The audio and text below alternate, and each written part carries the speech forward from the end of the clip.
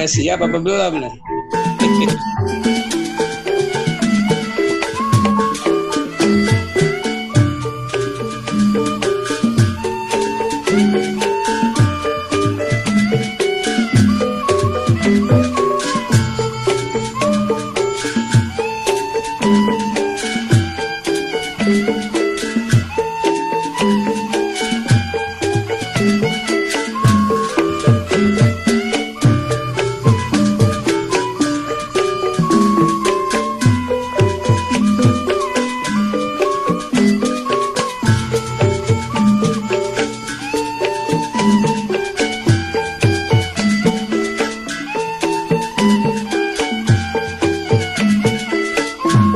Jackson masih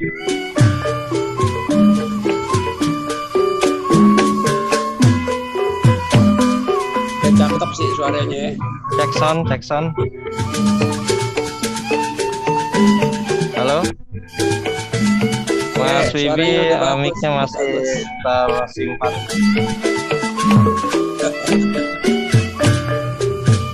Saya cek. Belum.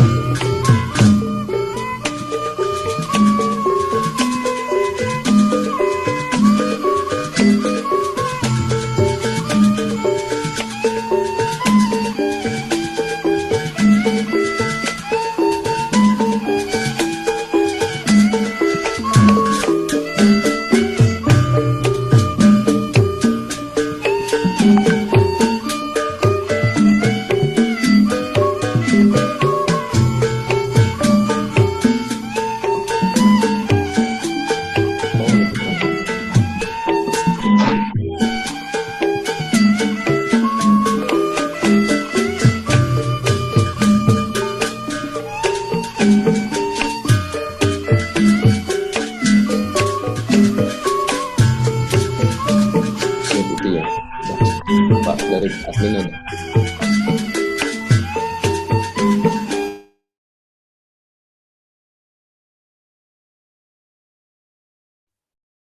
Baiklah, Bapak Ibu peserta yang saya hormati, acara akan segera dimulai.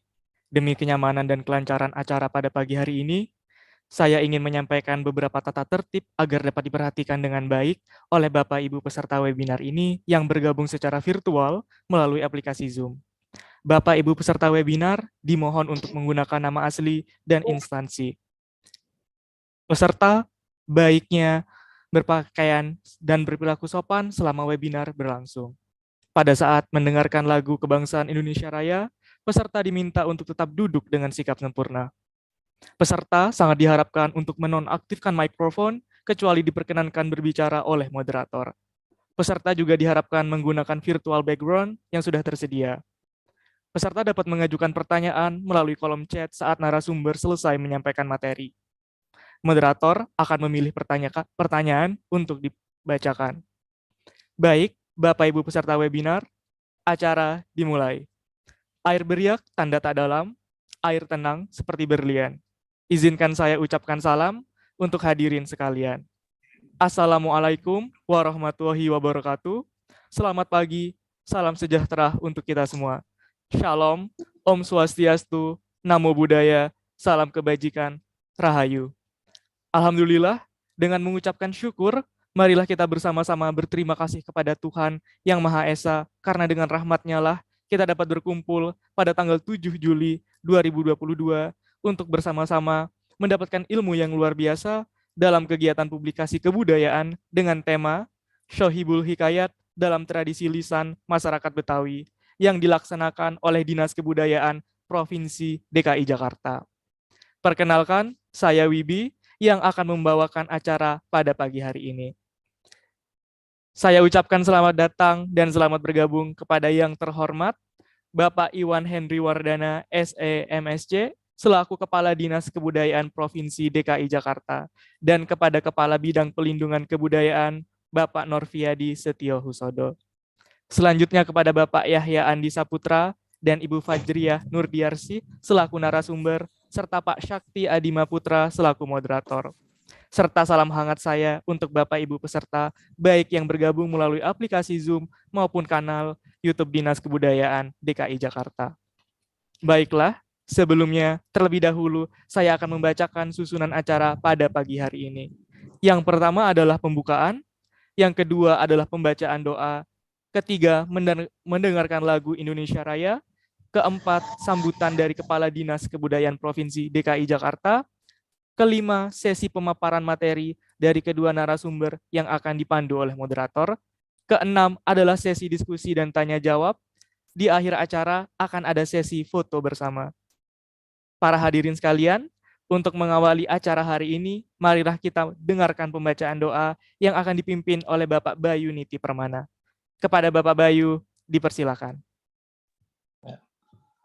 Bismillahirrahmanirrahim. Assalamualaikum warahmatullahi wabarakatuh.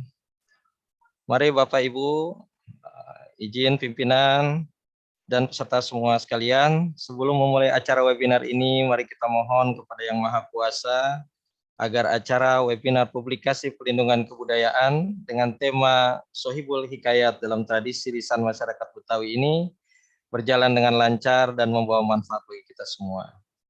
Saya akan memimpin doa secara Islam.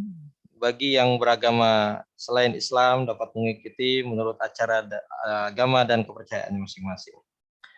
Bismillahirrahmanirrahim. Alhamdulillahirabbil alamin. Allahumma shalli wa sallim ala habibina wa syafi'ina Muhammadin wa ala alihi wa ashabihi ajma'in.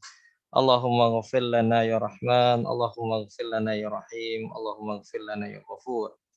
Ya Allah, ya Tuhan kami yang Maha Pengasih lagi Maha Penyayang. Segala puji syukur atas kehadirat-Mu, atas nikmat dan karunia yang Engkau limpahkan kepada kami, sehingga kami bisa melaksanakan acara webinar Sohibul Hikayat dalam tradisi lisan masyarakat Betawi ini semata-mata untuk mengharap ridho dari-Mu.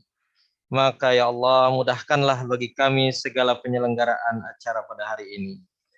Ya Allah, ya Tuhan kami, dengan segala kerendahan hati kami mohon kepada Engkau, jadikanlah acara ini sebagai wahana meningkatkan pengetahuan dan kemampuan kami dalam memajukan kebudayaan Betawi, guna membangun negeri yang kami cintai, khususnya Jakarta.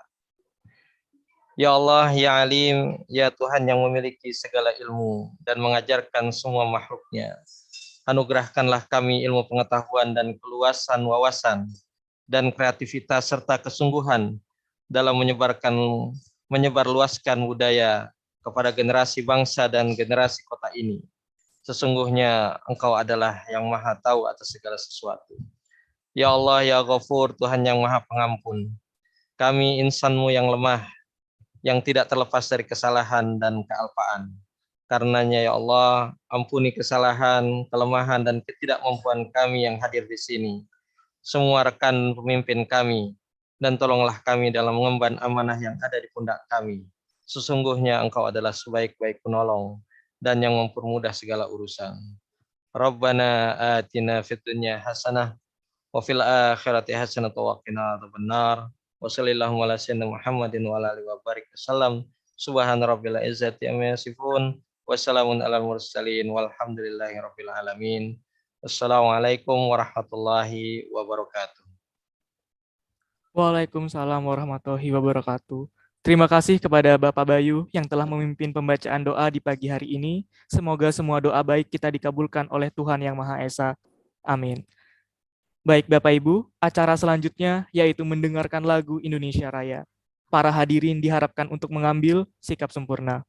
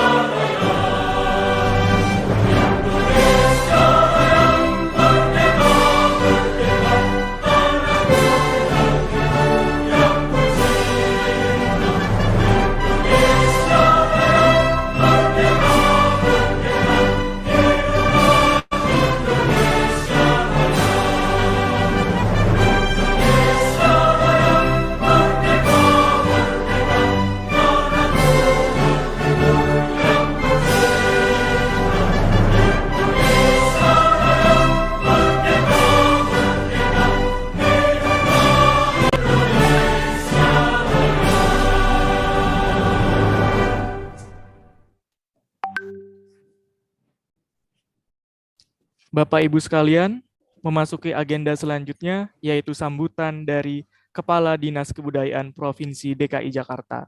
Kepada yang terhormat, Bapak Iwan Henry Wardana, SE MSc, dipersilakan. Bismillahirrahmanirrahim. Assalamualaikum warahmatullahi wabarakatuh. Salam kita semua. Om Swastiastu, Namo Buddhaya, salam kebajikan, Rahayu. Yang terhormat Bapak dan Ibu sekalian yang berkesempatan hadir pada pagi hari ini mengikuti webinar bagian dari bidang pelindungan berkaitan dengan objek kebudayaan, di mana tema kali ini mengangkat Sohibul Hikayat dalam tradisi lisan masyarakat Betawi. Puji syukur kita sampaikan kehadirat Allah Subhanahu wa Ta'ala karena atas hidayah dan inayahnya kepada kita semua hingga kita bisa kembali dalam kondisi aktif, sehat walafiat mengikuti pelaksanaan webinar pagi hari ini. Setiap kita berhubungan atau berinteraksi sosial kepada setiap insan, ada 3 hal yang mesti disiapkan, yaitu pertama adalah postur. Bagaimana kita membuat bentuk tubuh, bagian dari tubuh kita, itulah yang disebut dengan postur. Kedua adalah gestur. Bagaimana kita bereaksi terhadap sebuah perubahan, bagaimana kita bersikap bila mendengarkan, dan hal-hal lain yang membuat reaksi pada tubuh kita itu. Yang ketiga adalah tutur. Bagaimana kita menyampaikan secara lisan tetuah-tetuah ataupun ucapan yang ingin disampaikan kepada pihak lain. Kali ini kita akan berbicara hal-hal yang sifatnya tutur, yaitu sebuah tradisi lisan berupa Sohibul Hikayat yang dilaksanakan oleh Dinas Kebudayaan Provinsi DKI Jakarta. Tradisi lisan masyarakat Jakarta atau masyarakat Betawi ini sebenarnya menjadi bagian dari kehidupan peradaban masyarakat Betawi pada masa lalu sampai dengan saat ini. Dalam sebuah buku Alvin Toffler, Bapak Ibu mesti hafal nih buku ini. Alvin Toffler adalah seorang futurolog kelahiran Amerika Serikat. Salah satu bukunya adalah Future Shock, di mana buku ini dibuat tahun 1970. Sebagai seorang futurolog, Alvin Toffler sudah memprediksi, memperkirakan akan ada perubahan yang luar biasa di suatu masa nanti apabila ada kejadian-kejadian luar biasa yang ada di dunia ini. Sehingga diperlukan sebuah perubahan, sebuah adaptasi, sebuah fleksibilitas setiap insan dalam menghadapi kondisi yang luar biasa tersebut. Keterkejutan atau future shock di masa yang depan itu telah terjadi pada masa sekarang, di mana wabah pandemi COVID-19 membuat kita semua merasa shock karena pandemi ini tidak direncanakan sebelumnya. 2 tahun sudah kita menjalani kondisi seperti ini. Keterkejutan itulah yang membuat kita semakin menyadari kemampuan adaptabilitas itu. Terus bagaimana dengan peradaban yang sudah ada kita lakukan dan kita perjuangkan, bahkan kita lestarikan? Seperti halnya dengan tradisi lisan. Sohibul Hikayat misalnya. Dengan kondisi perkembangan ilmu dan teknologi yang semakin maju, bagaimana peran Sohibul Hikayat ini bisa diterapkan pada kondisi saat ini? Banyak tradisi lisan masyarakat Betawi yang sangat terkenal dan banyak diadaptasi dalam bentuk film. Kita kenal sekali namanya cerita rakyat Si Pitung, legenda Si Manis Jembatan Ancol, Murtado Macan Kemayoran, dan lain sebagainya. Nah, tradisi lisan itu alur ceritanya banyak terkandung falsafah-falsafah, peristiwa-peristiwa, pesan-pesan, adat istiadat, dongeng, cerita, mantra, dan lain-lain disampaikan oleh si penutur. Apa yang harus kita ambil dari tetuah-tetuah itu? Tentu kita serap, kita pahami sesuai dengan karakter diri kita masing-masing dan pemahaman juga wawasan keilmuan yang kita miliki. Bapak Ibu sekalian, para peserta webinar, Pemprov DKI Jakarta melalui Perda nomor 4 tahun 2015 mengenai pelestarian kebudayaan Betawi dan Peraturan Gubernur nomor 229 tahun 2016 mengenai penyelenggaraan pelestarian kebudayaan Betawi. Nah, menurut Perda ini, kebudayaan Betawi merupakan bagian dari budaya nasional dan merupakan aset bangsa. Maka keberadaannya perlu dijaga, perlu diberdayakan, perlu dibina, dilestarikan, dan juga dikembangkan sehingga memiliki peran dalam menciptakan masyarakat yang memiliki jati diri, berakhlak mulia, memiliki adab, dan mempertinggi pemahaman terhadap nilai-nilai luhur budaya bangsa berlandaskan kepada Pancasila dan Undang-Undang Dasar 1945. Pagi ini kita belajar banyak dengan narasumber-narasumber yang memang memiliki wawasan keilmuan berkaitan dengan tutur lisan atau tradisi lisan atau yang jenisnya adalah Sohibul Hikayat. Kita akan memperoleh wawasan dan informasi tentang Sohibul Hikayat dalam tradisi lisan masyarakat Betawi. Untuk itu, pada kesempatan ini saya menyampaikan ucapan terima kasih dan apresiasi setinggi-tingginya kepada Bapak Yahya Andi Saputra, seorang tokoh dan budayawan Betawi, dan juga Ketua Litbang Lembaga Kebudayaan Betawi atau LKB yang berperan sebagai narasumber. Terima kasih banyak atas waktu dan kesempatan yang diberikan kepada kami untuk belajar bersama Bapak. Yang kedua adalah Ibu Fajriah Nurdiasih. Terima kasih Ibu, karena Ibu juga sudah memberikan waktunya untuk kita semua. Sebagai moderator, Bapak Sakti Adima Putra dan MC Saudara Krisyanto Wibisono, terima kasih sudah menambah maraknya, semaraknya aktifnya kegiatan webinar ini. Akhirul kalam, tentu saja harapan agar seluruh lapisan masyarakat dapat mengenal lebih banyak tentang kebudayaan di DKI Jakarta, baik itu yang meliputi nilai-nilai, akal, budi, moral, tujuan, hingga adat istiadatnya. Bapak dan Ibu sekalian, pasar bunga di Rawabelong. Jangan lupa beli asinan Betawi. Marilah kita berbondong-bondong melestarikan tradisi lisan Betawi. Sekian, salam dari kami Dinas Kebudayaan. Wassalamualaikum warahmatullahi wabarakatuh. Waalaikumsalam warahmatullahi wabarakatuh. Waalaikumsalam warahmatullahi wabarakatuh. Terima kasih kepada Bapak Kepala Dinas yang sudah memberikan sambutan. Baiklah, acara selanjutnya yaitu pemaparan materi oleh kedua narasumber sekaligus diskusi dan tanya jawab yang akan dipandu oleh moderator kita pada pagi hari ini. Sebelumnya, perkenankan saya untuk memperkenalkan moderator kita pada pagi hari ini, yaitu Bapak Syakti Adima Putra. Beliau merupakan Staff Directorate of Cultural Protection, Directorate General of Control, Ministry of Education, Culture, Research, and Technology. Baiklah, kepada Bapak Syakti Adima Putra, saya persilakan.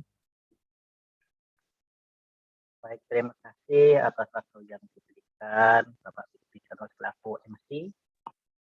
Berbicara budaya Betawi tidak afdal atau tidak sah dan kurang greget jika tidak berbadur. Makan permen sambil digulung. Tambah enak kalau makan soto babat. Abang None, Assalamualaikum. Mari kita ngobrol soal hikayat. Assalamualaikum warahmatullahi wabarakatuh. Salam sejahtera bagi kita semua. Om Swastiastu, Namo Buddhaya, Salam Kebajikan.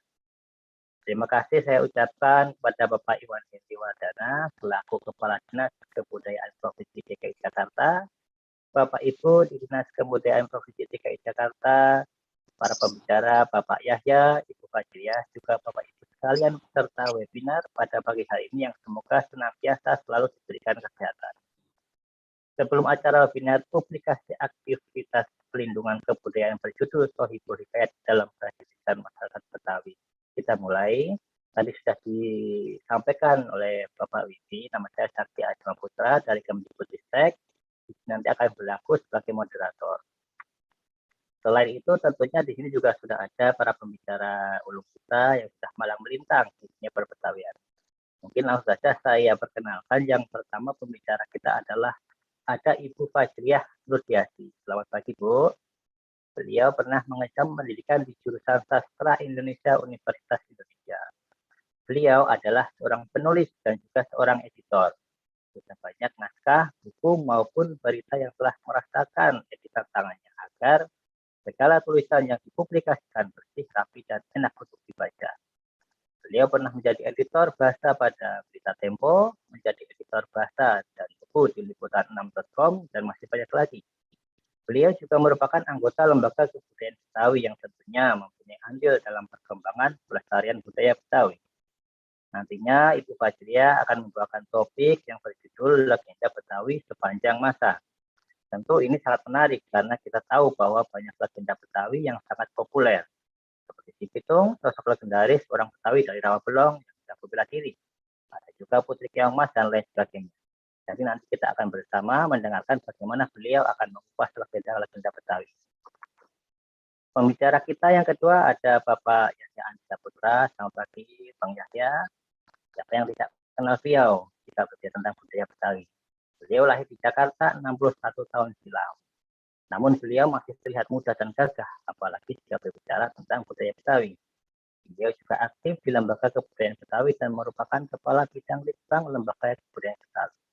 Tentu saja tulisan maupun kajian beliau sangat penting dalam upaya memajukan dan melestarikan budaya Betawi.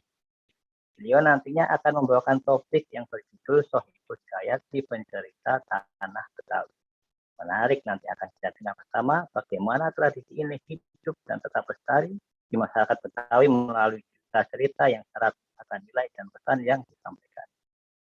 Nah, Sohibul Hikayat ini yang termasuk dalam ranah tradisi lisan yang menjadi topik besar kali ini juga telah ditetapkan sebagai warisan budaya tak benda Indonesia tahun 2015. Tentunya ini menjadi bukti nyata bahwa pemerintah pusat juga menaruh perhatian dalam pelestarian budaya Betawi, termasuk Sohibul Hikayat. Saat ini topik tradisi lisan merupakan salah satu topik yang mulai diperbincangkan di berbagai ranah masyarakat.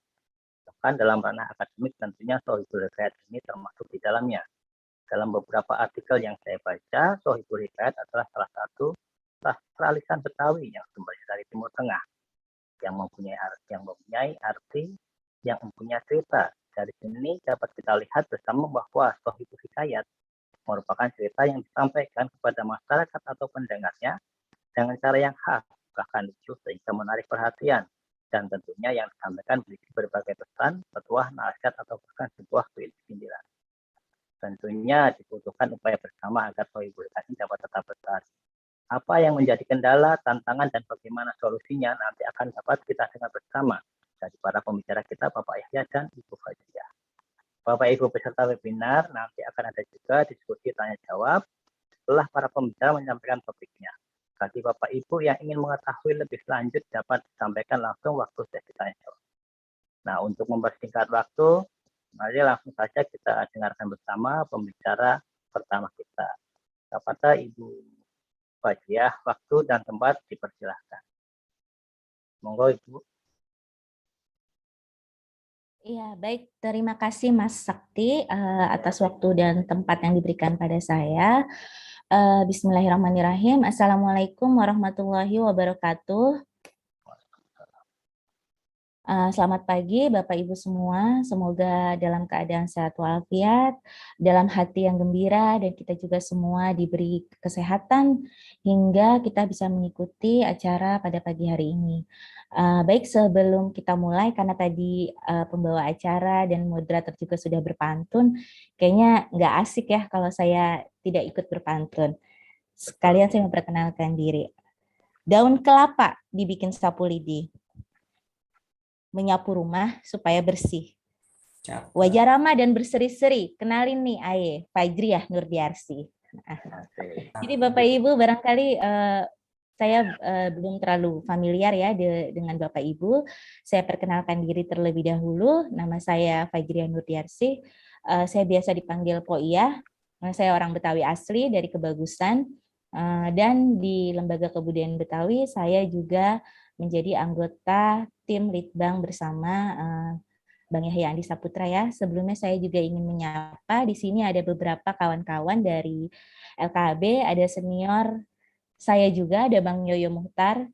Kalau tidak salah juga tadi ada ketum kami, Ketua Umum LKB, ada Bang Haji Beki, dan ada juga Bang Rudi dari tim Litbang LKB. Terima kasih Mas Sakti atas waktunya. Izin Bapak Ibu, materi yang diberikan kepada saya adalah mengenai legenda Betawi. Begitu ya, kalau tidak salah ya? Betul, Bu. Ya, tapi saya juga ingin menarik lebih jauh mengenai pembahasannya mengenai tradisi lisan Betawi. Jadi nanti akan berkaitan dengan legenda-legenda yang akan kita juga bicarakan gitu.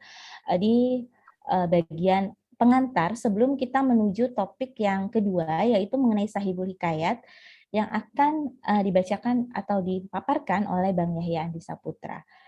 Oke, baik, kita mulai. Baik, jadi kalau misalnya kita bicara mengenai tradisi lisan, Bapak Ibu, ternyata tradisi lisan itu merupakan salah satu bagian dari 10 objek pemajuan kebudayaan. Jadi kalau berdasarkan Undang-Undang Nomor 5 Tahun 2017 tentang Pemajuan Kebudayaan disebutkan bahwa yang pertama itu objek pemajuan kebudayaan adalah tradisi lisan, kemudian yang kedua manuskrip, ketiga adat istiadat, keempat permainan rakyat, kelima olahraga tradisional, keenam pengetahuan tradisional, 7 teknologi tradisional, 8 seni, 9 bahasa, dan 10 itu adalah ritus. Jadi memang sangat penting bahwa kita itu di sini kita bicara mengenai tradisi lisan. Maaf, slide yang di atas.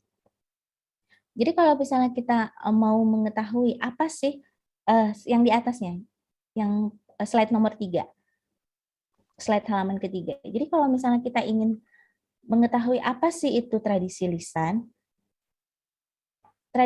adalah segala sesuatu atau yang diwariskan secara turun-temurun dari masyarakat. Bentuknya merupakan tuturan atau lisan.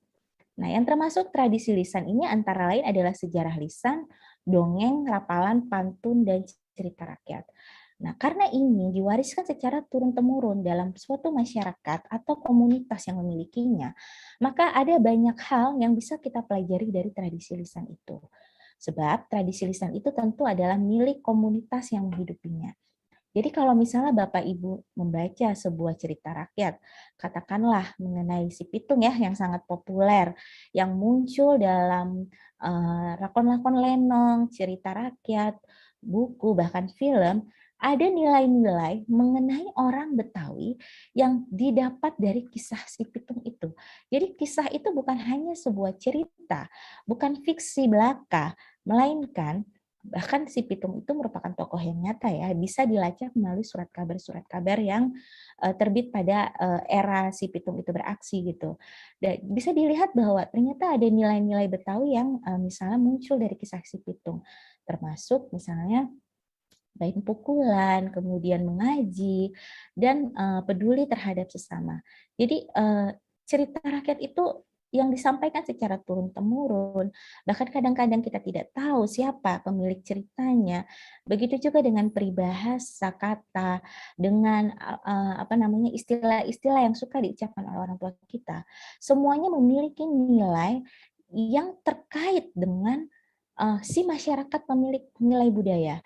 Oleh sebab itu, tradisi lisan tidak bisa diabaikan. Dan tentu saja sekarang memang sudah dikatakan tadi oleh Pak Kadis, menjadi salah satu objek yang terus-menerus untuk dilestarikan. Tapi tidak hanya dilestarikan dan juga tantangannya ke depan dikembangkan. Baik, halaman selanjutnya.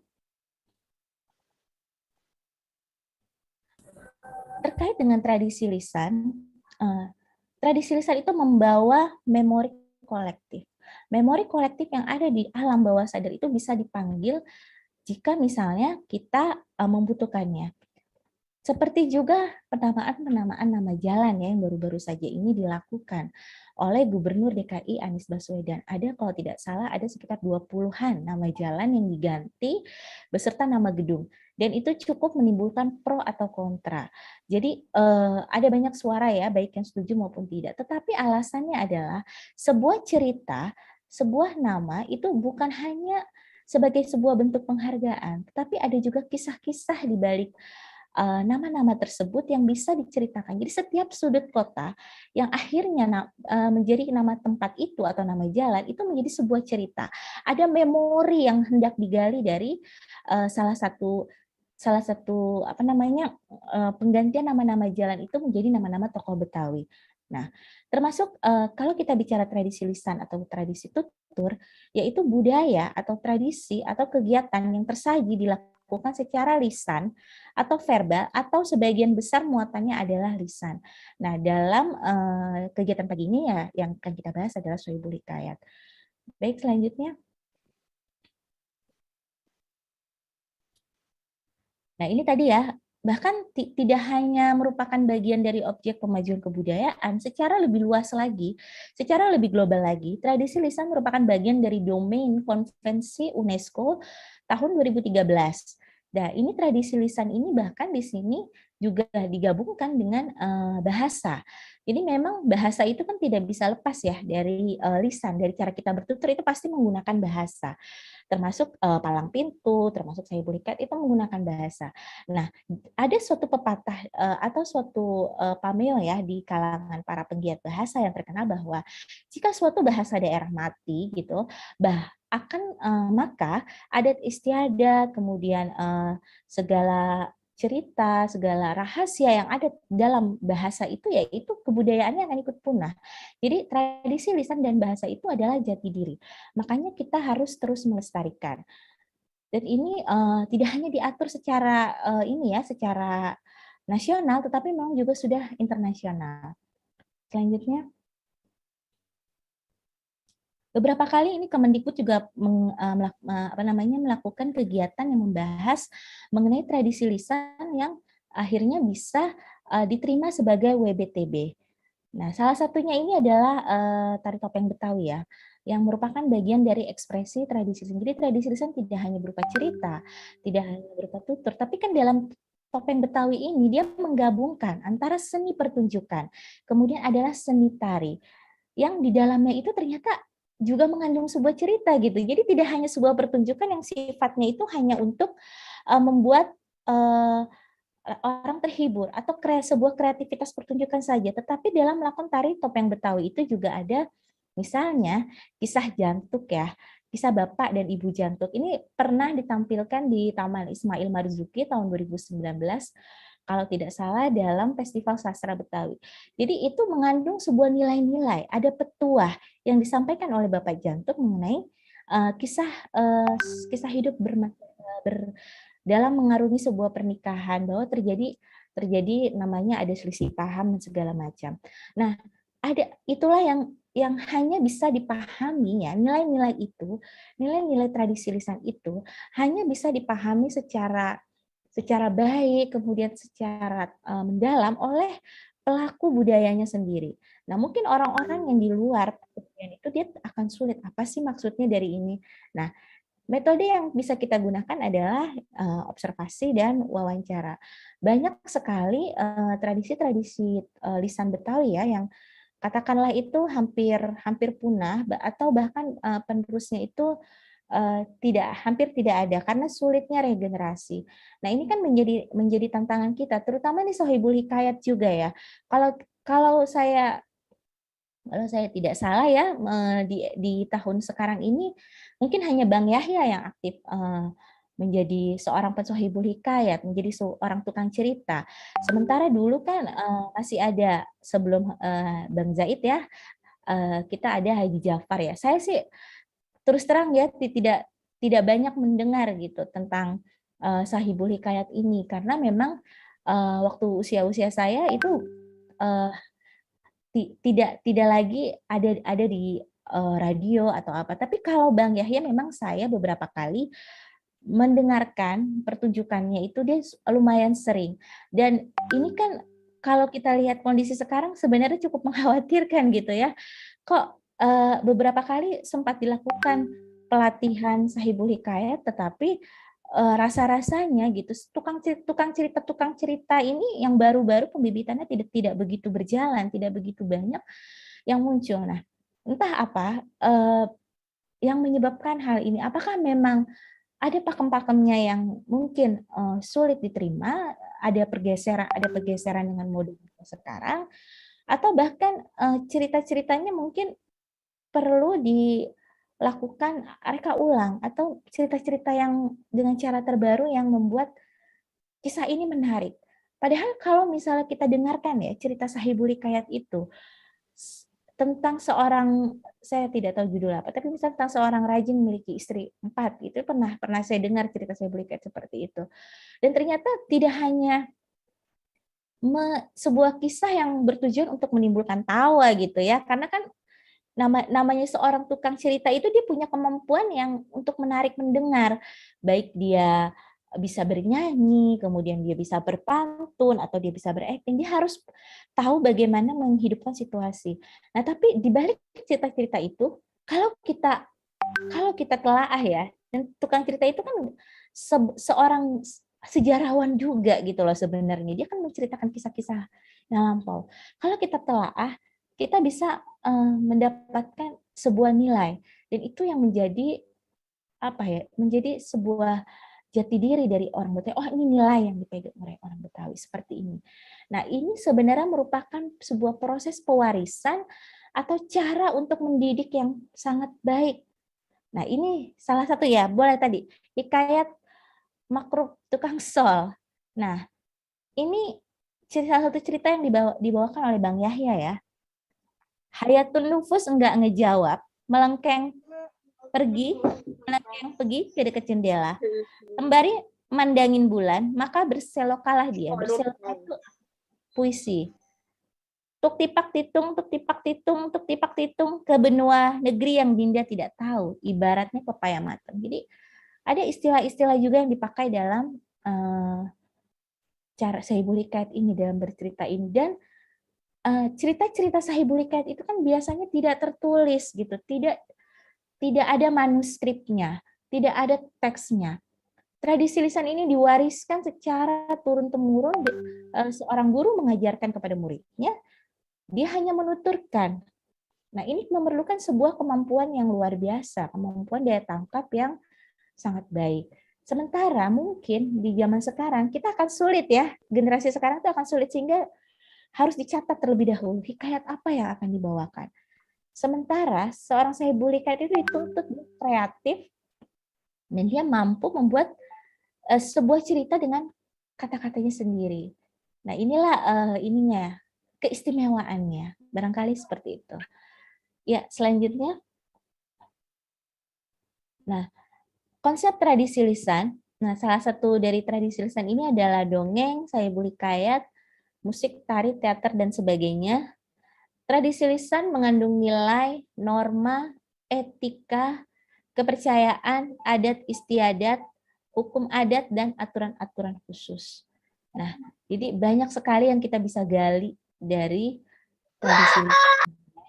Jadi saya berpikir bisa nggak ya cerita-cerita yang kita kenal, kita tahu misalnya ada rekaman-rekaman dari Sohibul Hikayat yang dulu, kemudian kita buat bentuk-bentuk barunya, tetapi dengan tidak mengabaikan esensi dari ceritanya dan nilai-nilai yang hendak disampaikannya. Kemudian, kondisi tradisi lisan pada saat ini tidak sepenuhnya aman karena terbentur beberapa hal, di antaranya agama dan modernitas, atau bahkan terbentur nilai-nilai yang baru. Jadi ada beberapa yang mungkin dianggap tidak sesuai. Nah, untuk itu kita juga harus namanya pelestarian, kita juga harus menanyakan kepada komunitas itu sendiri sebenarnya yang mau dilakukan seperti apa. Apakah misalnya ya seperti ini tradisi lisan kami, seperti ini Sohibul Hikayat kami, ya itulah yang akan diwariskan. Karena tradisi lisan itu adalah milik komunitasnya. Misalnya dia tidak ingin lagi mewariskan itu, tidak ingin lagi mempunyai tradisi itu lagi, ya itu akan punah. Seperti itu. Jadi memang minat atau gairah untuk memelihara tradisi lisan ini harus terus-menerus kita perjuangkan, kita tumbuhkan. Nah, termasuk salah satunya yang dilakukan oleh Dinas Kebudayaan pada pagi hari ini ya, mengadakan webinar. Sebab kenapa? Tradisi lisan menyimpan informasi dan kesadaran akan masa lampau yang hidup kembali. Banyak sekali. Misalnya dalam kisah si Arya, yang seringkali diplesetkan menjadi si manis jembatan Ancol ya, ada nilai-nilai yang hendak disampaikan, bagaimana hubungan antara anak dengan orang tua, bagaimana hubungan antara anak dengan saudaranya, kakak dengan adiknya, itu bisa terlihat dari kisah-kisah itu yang diwariskan. Nah, memori itu bisa dipanggil kembali. Memori adalah peninggalan masa lalu, sementara tradisi lisan itu sekarang. Bagaimana pertalian masa lalu dengan masa kini itu dilihat dengan bantuan sejarah atau sejarah lisan. Nah, tekniknya bisa observasi, bisa wawancara. Nah, ini kan catatan-catatan ini kita perlu ya. Karena banyak sekali orang yang mengatakan bahwa tradisi lisan itu tidak memiliki manfaat apa-apa. Padahal tradisi lisan itu kan bisa dilihat dalam sebuah penelitian dan itu bermanfaat. Di sini ada perbandingan antara sejarah dengan sejarah lisan. Memang sejarah itu sifatnya objektif, sementara sejarah lisan itu subjektif. Tapi bukan berarti di dalamnya itu tidak ada kebenaran. Hanya kan untuk mendapatkan kebenaran itu kita harus berlapis-lapis, harus meneliti apa sih maksudnya. Nah, sementara kalau sejarah sifatnya akademik berdasarkan fakta, bisa dipertanggungjawabkan dalam metodologi, ada rujukan, kemudian ada literaturnya. Kita bisa dalam satu bagian kita menulis artikel sejarah, kita harus memberi catatan kaki. Ini dikutip dari buku apa, halaman berapa, dan tahun berapa. Itu pentingnya pertanggungjawaban penulis sejarah. Karena dia harus membuktikan bahwa bukan fiksi, tetapi fakta. Nah, klaim kebenaran sejarah itu berdasarkan fakta. Sementara sejarah lisan memang sangat subjektif, berdasarkan ingatan informan. Sumber ceritanya adalah dari orang-orang atau kelompok orang. Bisa jadi orang ini tidak mendengar secara langsung kan, seperti saya mungkin tidak mendengar secara langsung pertunjukan Bang Haji Jafar atau Bang Zaid ini ya, Haji Zaid bin Sofyan. Tapi kan saya mendengar cerita dari orang lain, mendengar cerita dari orang tua, kemudian dari nenek, dari teman, oh seperti ini Sohibul Hikayat. Dan itu kan menjadi sebuah pengalaman yang ternyata tidak dirasakan oleh generasi pada saat ini gitu. Itu sebenarnya agak miris ya, jangan sampai punah nih, jangan sampai seperti harimau Bali ya, yang udah kita nggak bisa lihat lagi bentuknya seperti apa, tradisi lisan Saibul Hikayat ini. Nah, kemudian ada klaim otentisitas dari informan. Dia akan mengklaim seperti ini bentuk yang paling asli, seperti ini bentuk yang pakem, yang sesuai. Tentu saja nanti akan ada perdebatan-perdebatan, akan ada perbedaan. Nah, tapi itu bisa dibandingkan dengan tuturan-tuturan dari informan yang lain. Ya, selanjutnya. Nah, ini salah satu contoh tradisi lisan yang barangkali tinggal satu-satunya ya penerusnya Gambang Rancak. Boleh kita dengar sama-sama, Pak Moderator, Pak Sakti? Bisa di itu kan ya, diklik ini kayaknya video. Dari adminnya mohon dibantu.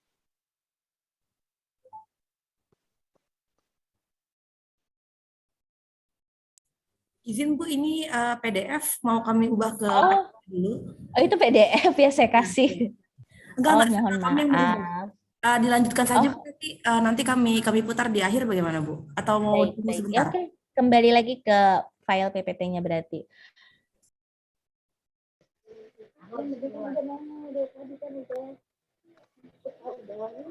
Ya, itu salah satunya ya, Gambang Rancak ini memang sulit untuk ditemui sekarang ini, terutama karena belum lama ini Babe Jali ya, yang sangat senior dan juga sangat ahli dan piawai dalam Gambang Rancak ini baru saja meninggal dunia.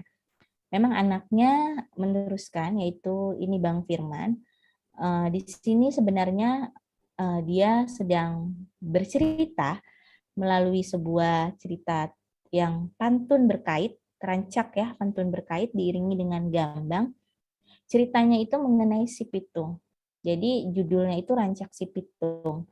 Jadi bagaimana pitung itu merampok, tapi dia salah rumah gitu. Jadi dia datang ke Marunda dan ternyata dia masuk ke rumah seorang juragan Sero ya, yang akhirnya kita salah pahami sekarang ini bahwa rumah si pitung yang ada di Marunda itu adalah ya rumah pitung gitu, padahal itu bukan. Jadi kalau kita dengarkan ini nanti Gambang Rancak ini, kisahnya itu kan yaitu kisah si pitung, tapi dituturkan secara pantun berkait yang ini memang agak lama, dan karena dia bentuknya pantun tentu saja ada sampiran-sampirannya, ada bait 1-2 itu sampiran, jadi kita apa namanya ya, harus mendengarkannya dengan sungguh-sungguh ya, dengan teliti untuk mengetahui apa maksud dari cerita itu gitu. Jadi tidak disampaikan dalam satu kali lagu saja.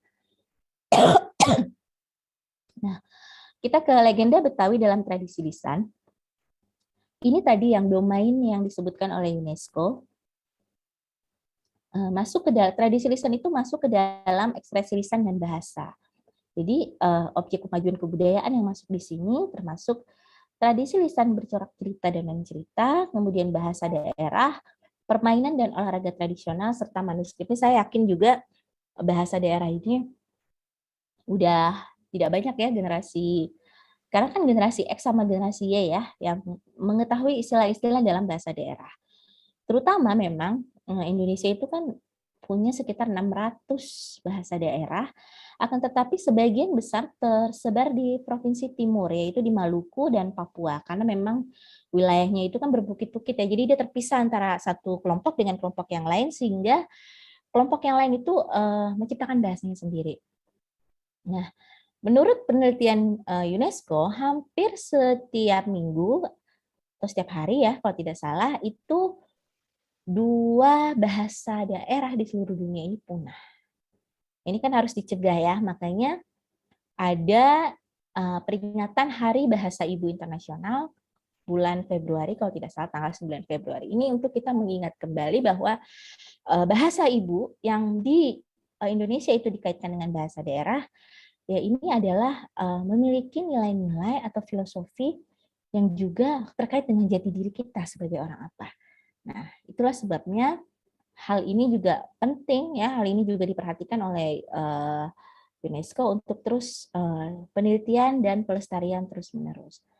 Bahkan kalau tidak salah juga cukup ada fund yang cukup besar ya untuk Misalnya kalau kita melakukan penelitian mengenai bahasa dan tradisi lisan. Oke, selanjutnya. Nah, ini salah satu cerita Betawi yang sempat saya sebut-sebutkan di bagian awal ya, ada si Pitung, yang terutama memang saya yakin Bapak Ibu di sini semua kalau ditanya apa sih cerita rakyat dari Betawi gitu, itu nomor satu semuanya pasti bilang si Pitung, nggak ada yang lain. Itu sangat terkenal seperti itu. Jadi bahkan ini sampai ada yang nanya ke saya kemarin ya, Bu, Pitung itu udah pahlawan nasional belum sih Bu? Ya. Nah ini kan menjadi ini ya, menjadi PR lagi bagaimana menjawabnya. Apakah si Pitung ini bisa dijadikan sebagai pahlawan nasional seperti itu? Kemudian yang kedua ada Entong Gendut, ini seorang petani dari Condet yang melakukan pemberontakan petani di Villanova ya kalau tidak salah. Kemudian Murtado, kemudian Mirah Singamarunda, Arya, Buaya Putih, dan Pangeran Pecah Kulit. Maaf, ini salah tulis ya, bukan Pangeran Pecah Putih, tapi Pangeran Pecah Kulit.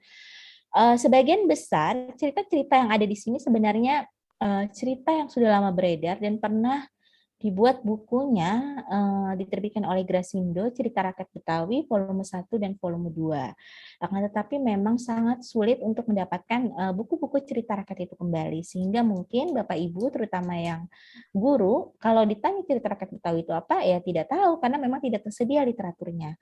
Nah ini kan saya kira ini harus direka ulang lagi, harus direka cipta lagi, dibuat lagi cerita rakyat Betawi, dituliskan. Karena kalau dituliskan dia kan pewarisannya akan lebih lama gitu. Ingatan itu bertahan lebih lama kalau dituliskan. Tuturan atau lisan bisa lupa, tetapi kalau tulisan itu tidak gitu kan. Nah, bahkan kalau bisa jangan hanya cerita-cerita yang sudah sering kita kenal saja, tapi juga legenda-legenda lain dari daerah-daerah lain kan itu banyak. Terutama wilayah Betawi tidak hanya di DKI Jakarta saja, misalnya di Bekasi mereka juga punya cerita buaya-buaya lokal, itu juga bisa diangkat. Nah di sini kalau tidak salah juga tadi saya lihat ada Bang Maja ya, Bang Maja dari komunitas Betawi yang ada di Bekasi. Itu mereka Bang Maja itu juga banyak melakukan penelitian mengenai tradisi lisan yang ternyata sifatnya sangat lokal, Bekasi, dan mungkin tidak ditemukan di wilayah lain di Jakarta. Oke, selanjutnya. Nah, ini salah satu kutipan dari Ibu Pudentia yang merupakan Ketua Asosiasi Tradisi Lisan. Saya bacakan. Tradisi lisan sebagai produk kultural mengandung berbagai hal yang menyangkut hidup dan kehidupan komunitas pemiliknya. Karena itu, dapat dikatakan juga sebagai pintu masuk untuk memahami masyarakat pemilik tradisi yang bersangkutan dengan lebih baik. Karena tradisi merupakan salah satu sumber penting dalam pembentukan identitas kelompok masyarakat tradisi tersebut. Tradisi lisan sebagai sebuah karya budaya kreatif tidak hanya melibatkan mitos, legenda, dongeng, dan berbagai jenis cerita lainnya seperti yang banyak diartikan orang, tetapi termasuk pula apa yang disebut sistem nilai, kebijaksanaan tradisional, silsilah, sistem kepercayaan sebuah komunitas, etos kerja, sejarah lokal, dan lain yang diwariskan secara lisan. Jadi banyak sekali nilai-nilai yang bisa kita pelajari dari sebuah tradisi lisan itu. Oke, baik. Slide berikutnya kalau tidak salah ini mungkin cuma tinggal 2 slide lagi. Nah, berbagai bentuk lisan seperti nyanyian, peribahasa, teka-teki, pertunjukan, teater itu semua masih masuk dalam tradisi lisan, termasuk sahibul hikayat. Seorang sahibul hikayat atau pencerita adalah juga seorang sejarawan bagi saya ya. Misalnya Bang Yahya ini bercerita, dia juga seorang sejarawan karena menggunakan daya kreasinya dan improvisasinya dalam membawakan sebuah kisah. Ia meneruskan reproduksi dari tradisi sebelumnya hingga menjadi lebih hidup dan berwarna, penuh vitalitas. Pelestarian agar tradisi itu tetap hidup juga harus diperhatikan betul karena sifatnya yang rawan punah. Selanjutnya. Terima kasih.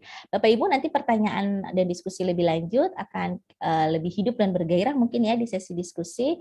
Mas Sakti, saya cukupkan paparan saya pagi ini sampai di sini. Terima kasih waktunya.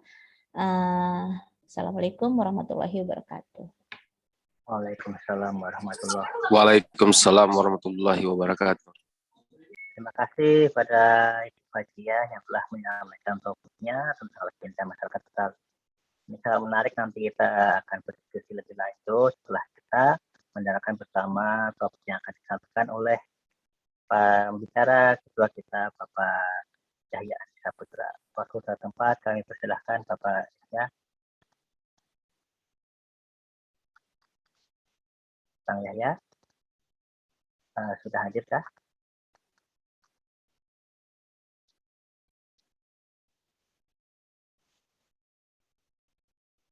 Silahkan Bang Yahya.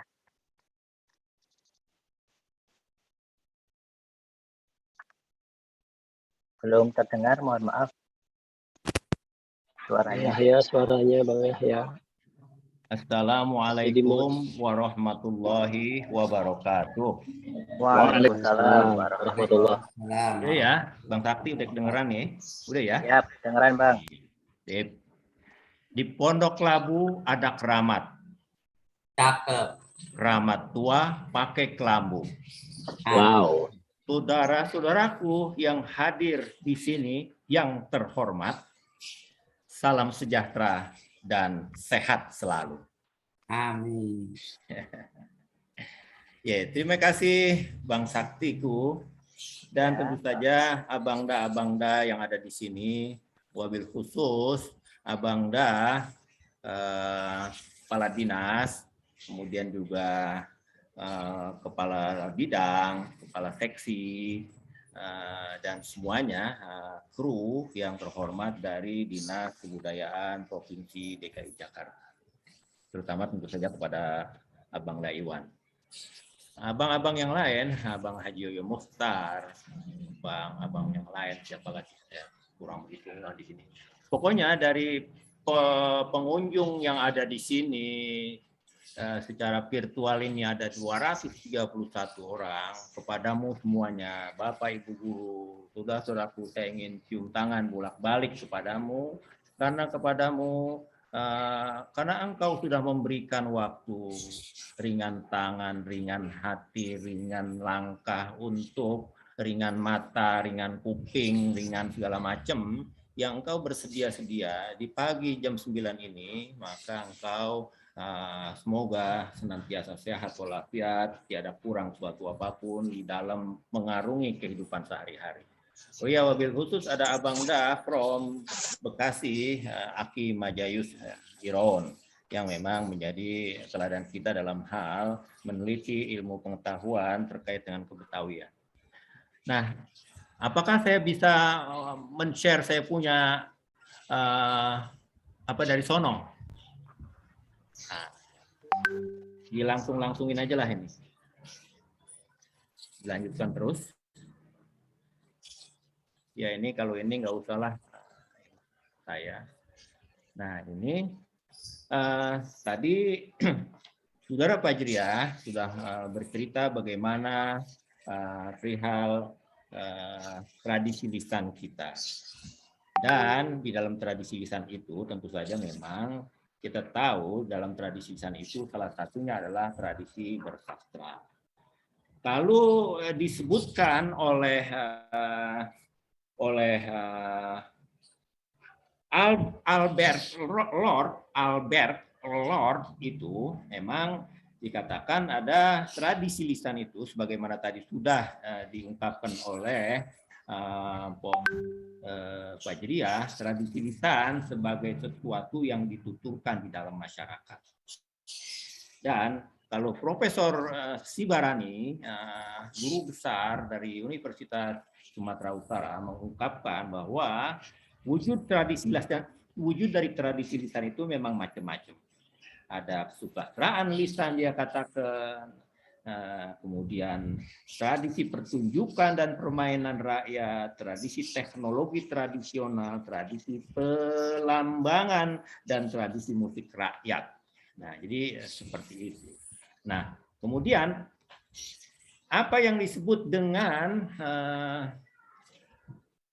tradisi lisan itu memiliki beberapa karakter. Kalau menurut Walter J. Ong dalam bukunya tradisional, oral tradisi itu mengatakan bahwa memang ada yang disebut dengan karakter aditif, yaitu gaya penuturan yang disesuaikan dengan pendengarnya, ada agregatif, ada redundan, menggunakan ungkapan yang diulang-ulang dan terasa berlebihan. Ada yang konservatif sifatnya, ada yang agonostik, dan ada yang empatetis partisipatori, dan juga homestatik, yaitu masyarakat budaya lisan berupaya membangun kesinambungan hidup dan situasional yang pengertian masyarakat budaya lisan itu selalu bersifat khas sesuai dengan masyarakat yang setempatnya. Jadi kapan sastra lisan ini sudah dikenal? Dia sudah dikenal cukup lama. Dia mengenal bentuk sastra lisan, tulis, dan sastra lisan. Nah, ini tadi sudah dikemukakan oleh pembicara terdahulu, Pak Fajriah Nurdiarsi, bahwa dalam sastra lisan itu teksnya itu ada pantun, ada syair, ada buleng, ada swaibul hikayat, ada topeng, dan seterusnya. Ini mengandung cerita di dalamnya, ada yang disampaikan dalam sastra lisan, apa itu pantun, kemudian jampe juga seperti itu, ngerahul juga seperti itu, wayang juga memiliki teks-teks lisan yang sangat khas di dalam masyarakat Betawi. Jadi semua ini sudah dimasukkan di dalam frame tradisi lisan, dan sastra lisan masuk padanya. Apa yang disebut dengan tradisi lisan sebetulnya tadi sudah diungkapkan ya. Dia apa saja bentuknya bisa hasil. Kalau hasil bangunan, kue-kue segala macam, piring, gelas, gado-gado, dodol, kemudian penggarisan dan segala macam, itu adalah benda-benda yang dihasilkan dari proses kreatif masyarakat masa lalu yang di dalamnya dipelihara. Jadi tradisi lisan itu sebetulnya adalah sesuatu yang dipelihara di dalam memori kolektif setiap suku bangsa, setiap etnik, dan itu diturunkan secara turun-temurun. Nah, oleh karena itu, dia karena diturunkan secara turun-temurun memang dikenal di dalam tradisi lisan namanya. Sesuatu yang disampaikan.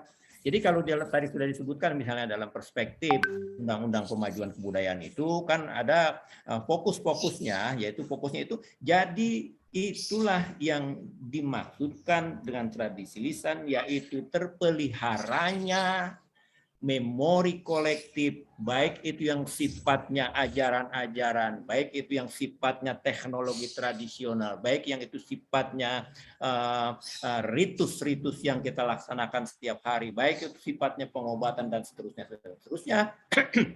Nah, itu terus terpelihara di dalam pikiran kita semua, dan itulah yang disebut dengan tradisi lisan.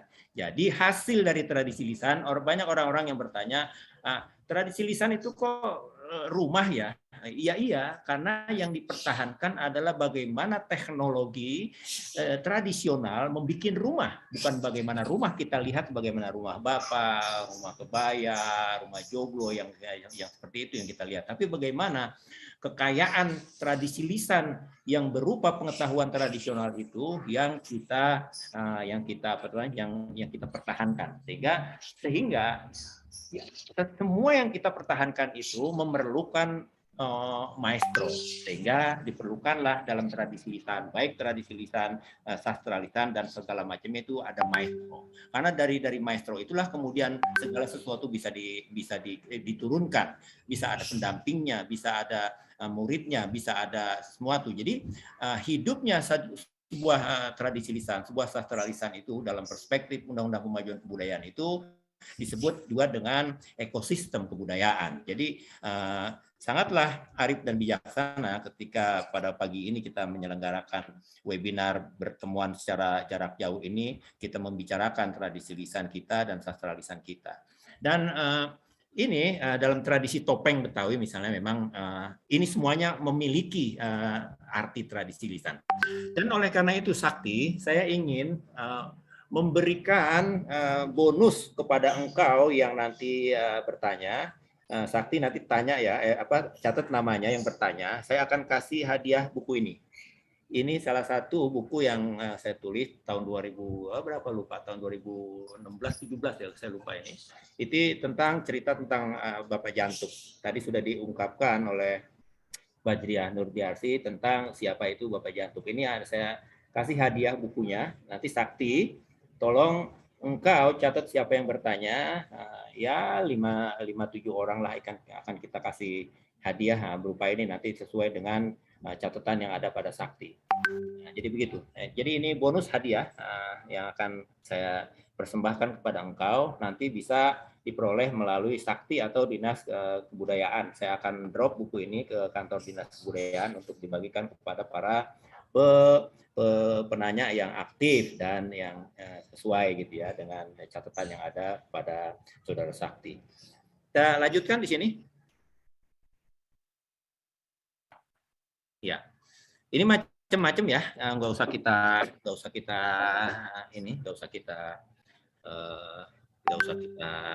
sampai di sini. Nah ini Jampe kita lanjutin aja. Bagaimana Jampe itu juga memiliki teks-teks ya, memiliki teks yang senantiasa diucapkan oleh dukun-dukun kita itu. Kalau ada yang sakit, ada kalau dia mau pergi kemana-mana, kalau mencegah bagaimana ada kuntilanak, mencegah bagaimana ada rob kalau di pantai, mencegah bagaimana ada burung yang makan padi di sawah di masa lalu, bagaimana upacara-upacara sedekah bumi menggunakan media Jampe ini. Jampe itu salah satu kalau zaman sekarang itu disebutnya password ya, password. Atau doa-doa. Kalau sekarang kan kita bermunajat kepada Allah. Allahu kafi, Allahu ma'afi, Allahu la yadurru ma'asmihi syai'un fil ardi wala fis sama'i wa huwas sami'ul basir. Jadi dikatakan seperti itu. Tapi kalau dulu kan memang ini sebelum Islam ya. Jadi masyarakat Betawi yang sebelum Islam masa lalu itu di abad-abad ke-8, 9, 10, 11 itu nantiasa ketika mereka panen itu mereka persembahkan segala sesuatu persembahan berupa sajen-sajen itu kepada Dewi Sri Dewi Kemampuan. Jadi mereka baca ulung temporong kapur ulung tumbuhan jadi tempolong kapur jadi tumbuhan ulung temporong kapur jadi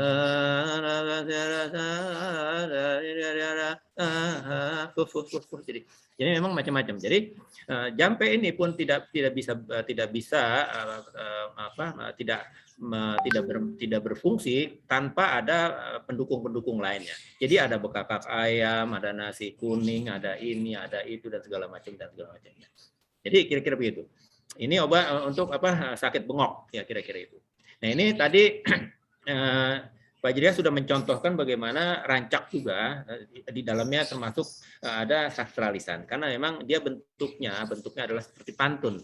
Nanti saudara-saudara di sini saya informasikan pada tanggal 12 itu kami Lembaga Kebudayaan Betawi kita akan menyelenggarakan pelatihan pantun, workshop pantun di Dispusip ya, Dinas Perpustakaan dan Arsip DKI Jakarta yang ada di tim kantor baru itu, kantor yang keren itu. Tanggal 12 akan ada pelatihan pantun. Silakan saudara-saudara yang berminat untuk bagaimana tahu perihal pantun di dalam masyarakat kita itu, silakan ikut dan mendaftar.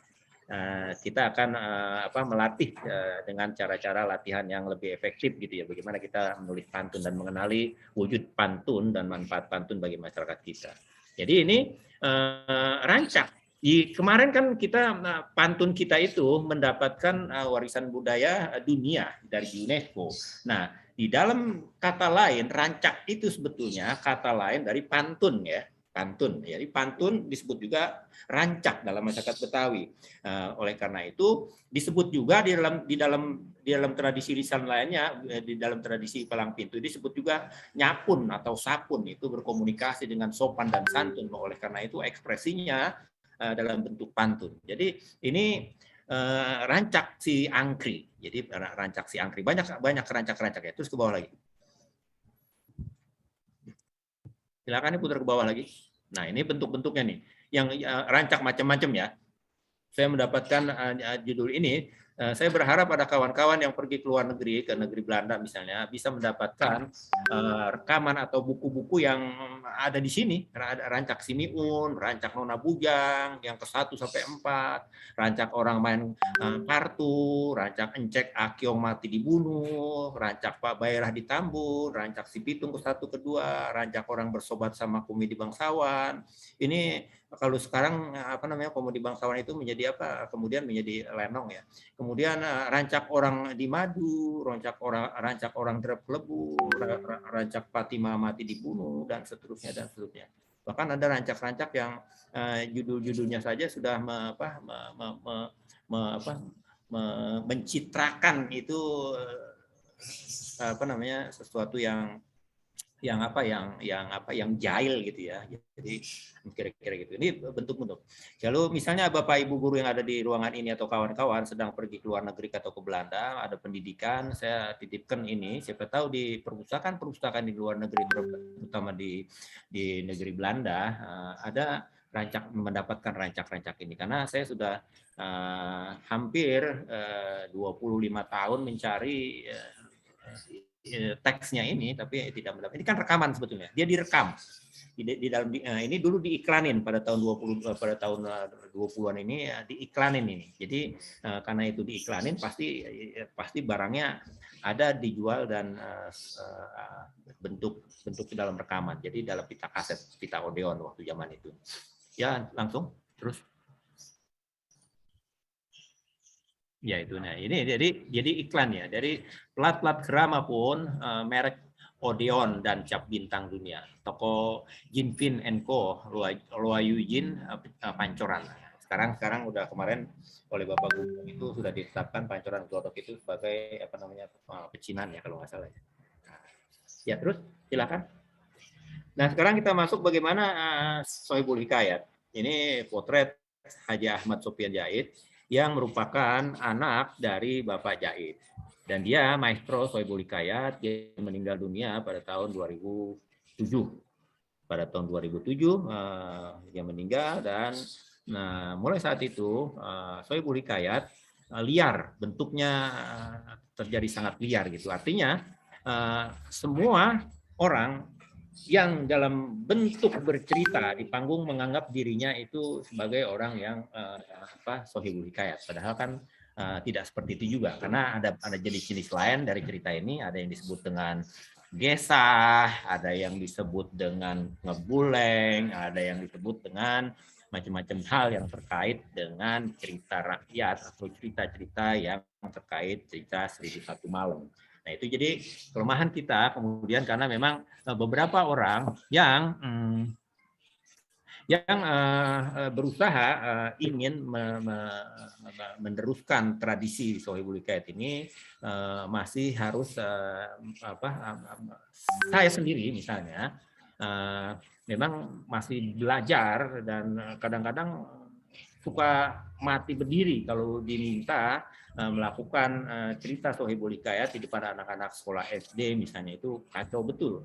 Saya tidak bisa mengontrol bagaimana suasana di lokasi itu, karena memang bagaimanapun juga yang disebut dengan tradisi lisan dan sastra lisan itu mengenal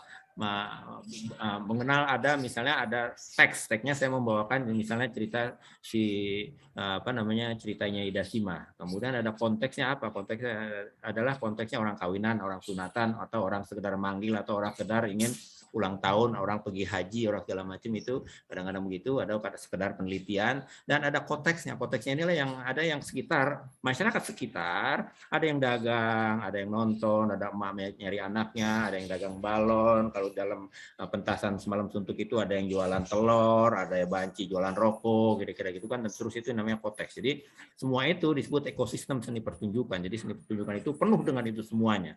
Kadang-kadang ada polisi ngegerebek pemain judi koprok, itu kan zaman dulu ada tuh. Kalau kita nonton seni pertunjukan layar tancap atau lenong di kampung-kampung itu, biasa kita suka berdekat-dekatan dengan orang-orang yang main judi koprok zaman itu, karena suka ditangkap sama polisi, dan itulah kita akan mencari keuntungan dari hasil itu semua, dari hasil permainan itu. Ya, kita teruskan. Bagaimana sebetulnya tradisi lisan Sohibul Hikayat ini? Nah, ini ada tukang cerita, ada teks, ada orang maestronya, ada yang mendengarkannya. Nah, rasanya Sohibul Hikayat itu terus bagian terus dijalankan terus. Nah, ini tadi sudah disampaikan oleh saudara ini. Nah, jadi menurut saya Sohibul Hikayat ini sudah biasa didengarkan oleh masyarakat kita di Betawi ini paling nggak pada abad awal abad 19. Kenapa begitu? Karena cerita Nyai Dasima yang ditulis oleh kemudian ditulis ulang oleh SM Ardan itu ketika Nyai Dasima dalam keadaan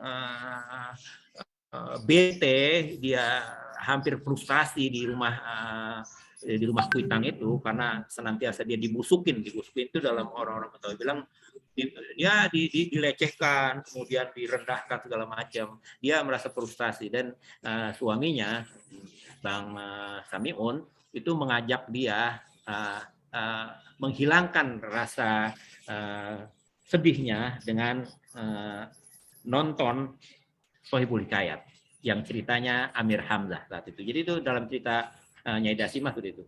Bahkan sebetulnya yang dilakukan oleh Muhammad Baqir terus bagian ini terus lagi. Terus.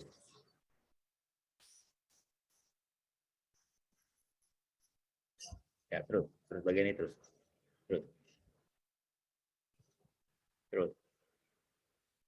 Ya, terus. Wah, ini gambar saya. Terus. Nanti kita mundur lagi ke sini. Wah, jadi atas. Terus atas lagi. Atas lagi. Ya, udah deh.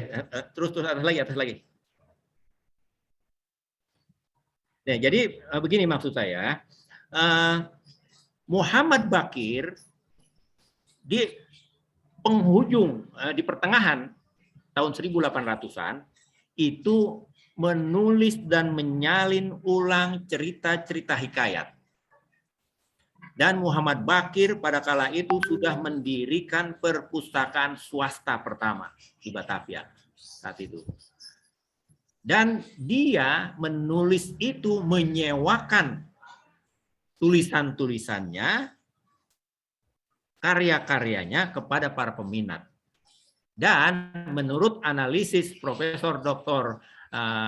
Ikram dari FIB UI, para penyewa inilah yang ternyata meminati cerita itu, artinya yang tidak buta huruf, dan cerita itu diminati oleh masyarakat sekitarnya, dan dia yang membacakan cerita itu. Jadi cerita itu dalam ada keterangan, pokoknya nyewa kitab ini sehari sekian rupiah, sekian sen, nanti dalam tempo sekian harus dikembalikan. Jadi memang Muhammad Baqir menjadi penyalin, jadi penulis hikayat itu mencari kehidupannya dengan cara menyewakan kitab-kitabnya itu.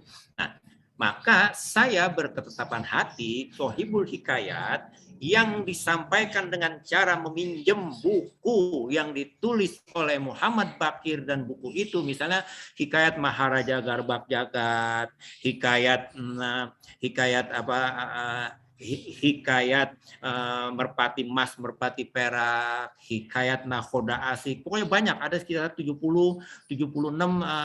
naskah atau manuskrip yang ditulis oleh Muhammad Baqir, dan itu disewakan kepada masyarakat di Stad Batavia yang ada di kota. Itu dia kan tinggal di Pecenongan, jadi tidak orang-orang Pecenongan, kemudian orang-orang dari Sawah Besar, kemudian orang-orang dari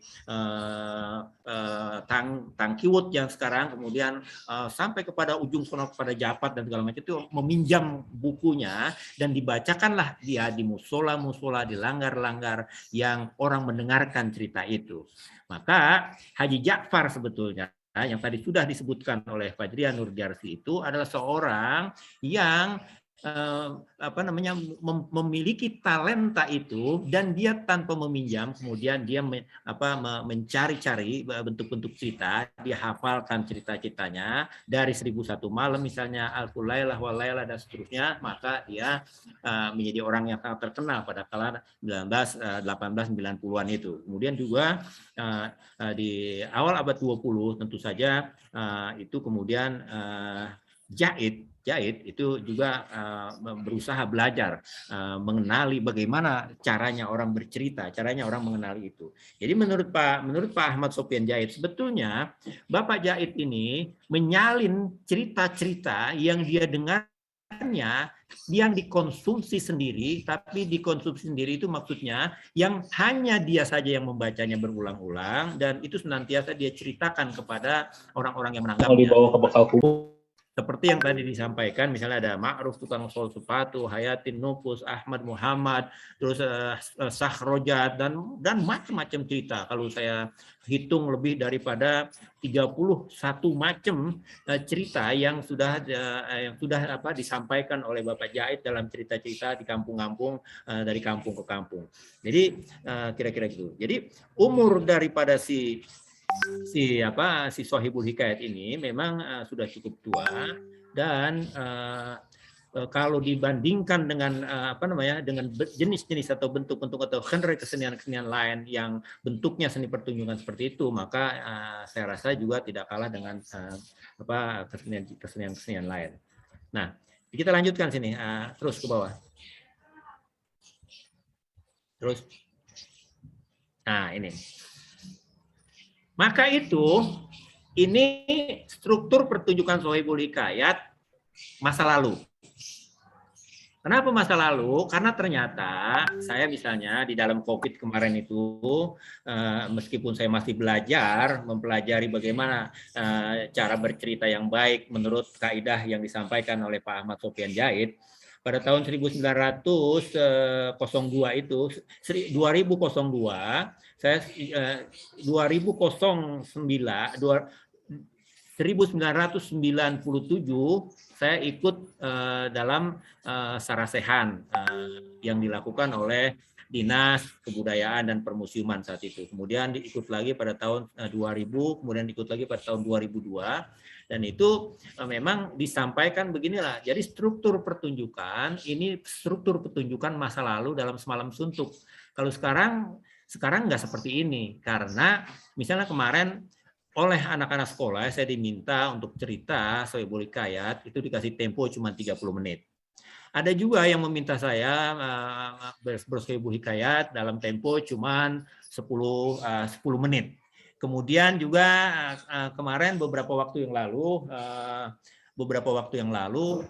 Dinas Kebudayaan melalui Sudinnya masing-masing di 5 wilayah kota itu menyelenggarakan sebelum COVID ya, menyelenggarakan lomba sohibul hikayat yang waktunya cuma 15 menit. Jadi struktur pertunjukan ini hanya berlaku bagi sohibul hikayat yang Semalam Suntuk, yang memang reguler gitu ya. Nah, dia ada mukodimah itu, kemudian ada sembe tetamu, ada angkat hikayat, ada beber pituah, ada turun ngaso, ada gancang hikayat, dan ada tamat atau khatam. Jadi begitu. Mukodimah itu sebagaimana mukodimah itu ya pembukaan. Jadi berbeda dengan ngebulang ya. Kalau ngebulang itu bercerita yang mengambil cerita soal dalam negeri.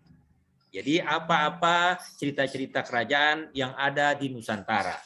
Dia cerita Ciung Wanara, dia cerita ya macam-macam lah tentang kerajaan yang ada di sini. Dan dia diawali dengan nyapun kalau dia ya, sapun atau nyapun. Pun sapun, minta maaf, minta ampun, mak bapak keruhun.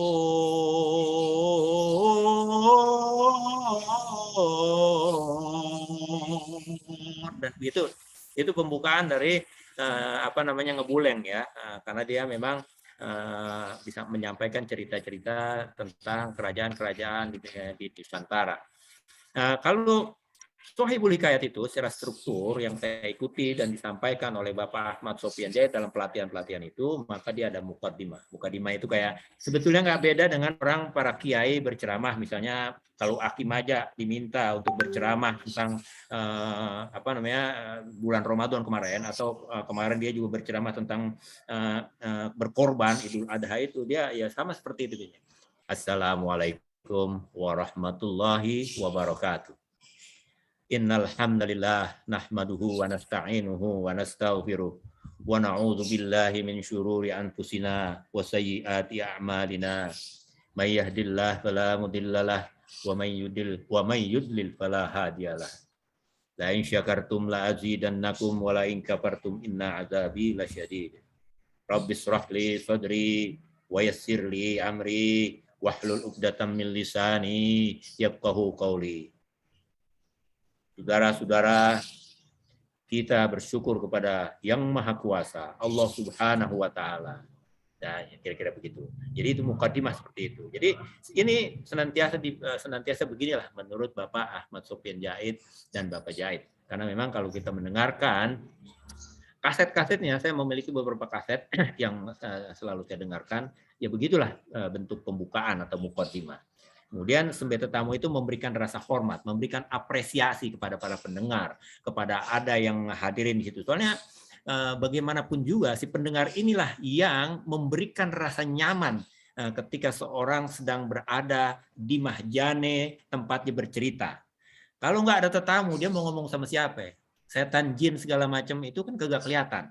Mungkin dia pernah nonton, senang ketawa-ketawa setan, karena apalagi nanti dia membawakan tentang bagaimana cerita jin si hablur gitu yang yang celana genggang dan segala macam itu, yang baunya itu celana minta ampun gitu kira-kira. Mungkin dia pernah nonton, tapi tetamu ini harus diapresiasi. Itulah bedanya seni pertunjukan tradisional dengan seni pertunjukan yang kemudian lahir terutama pada masa pandemi sekarang ini.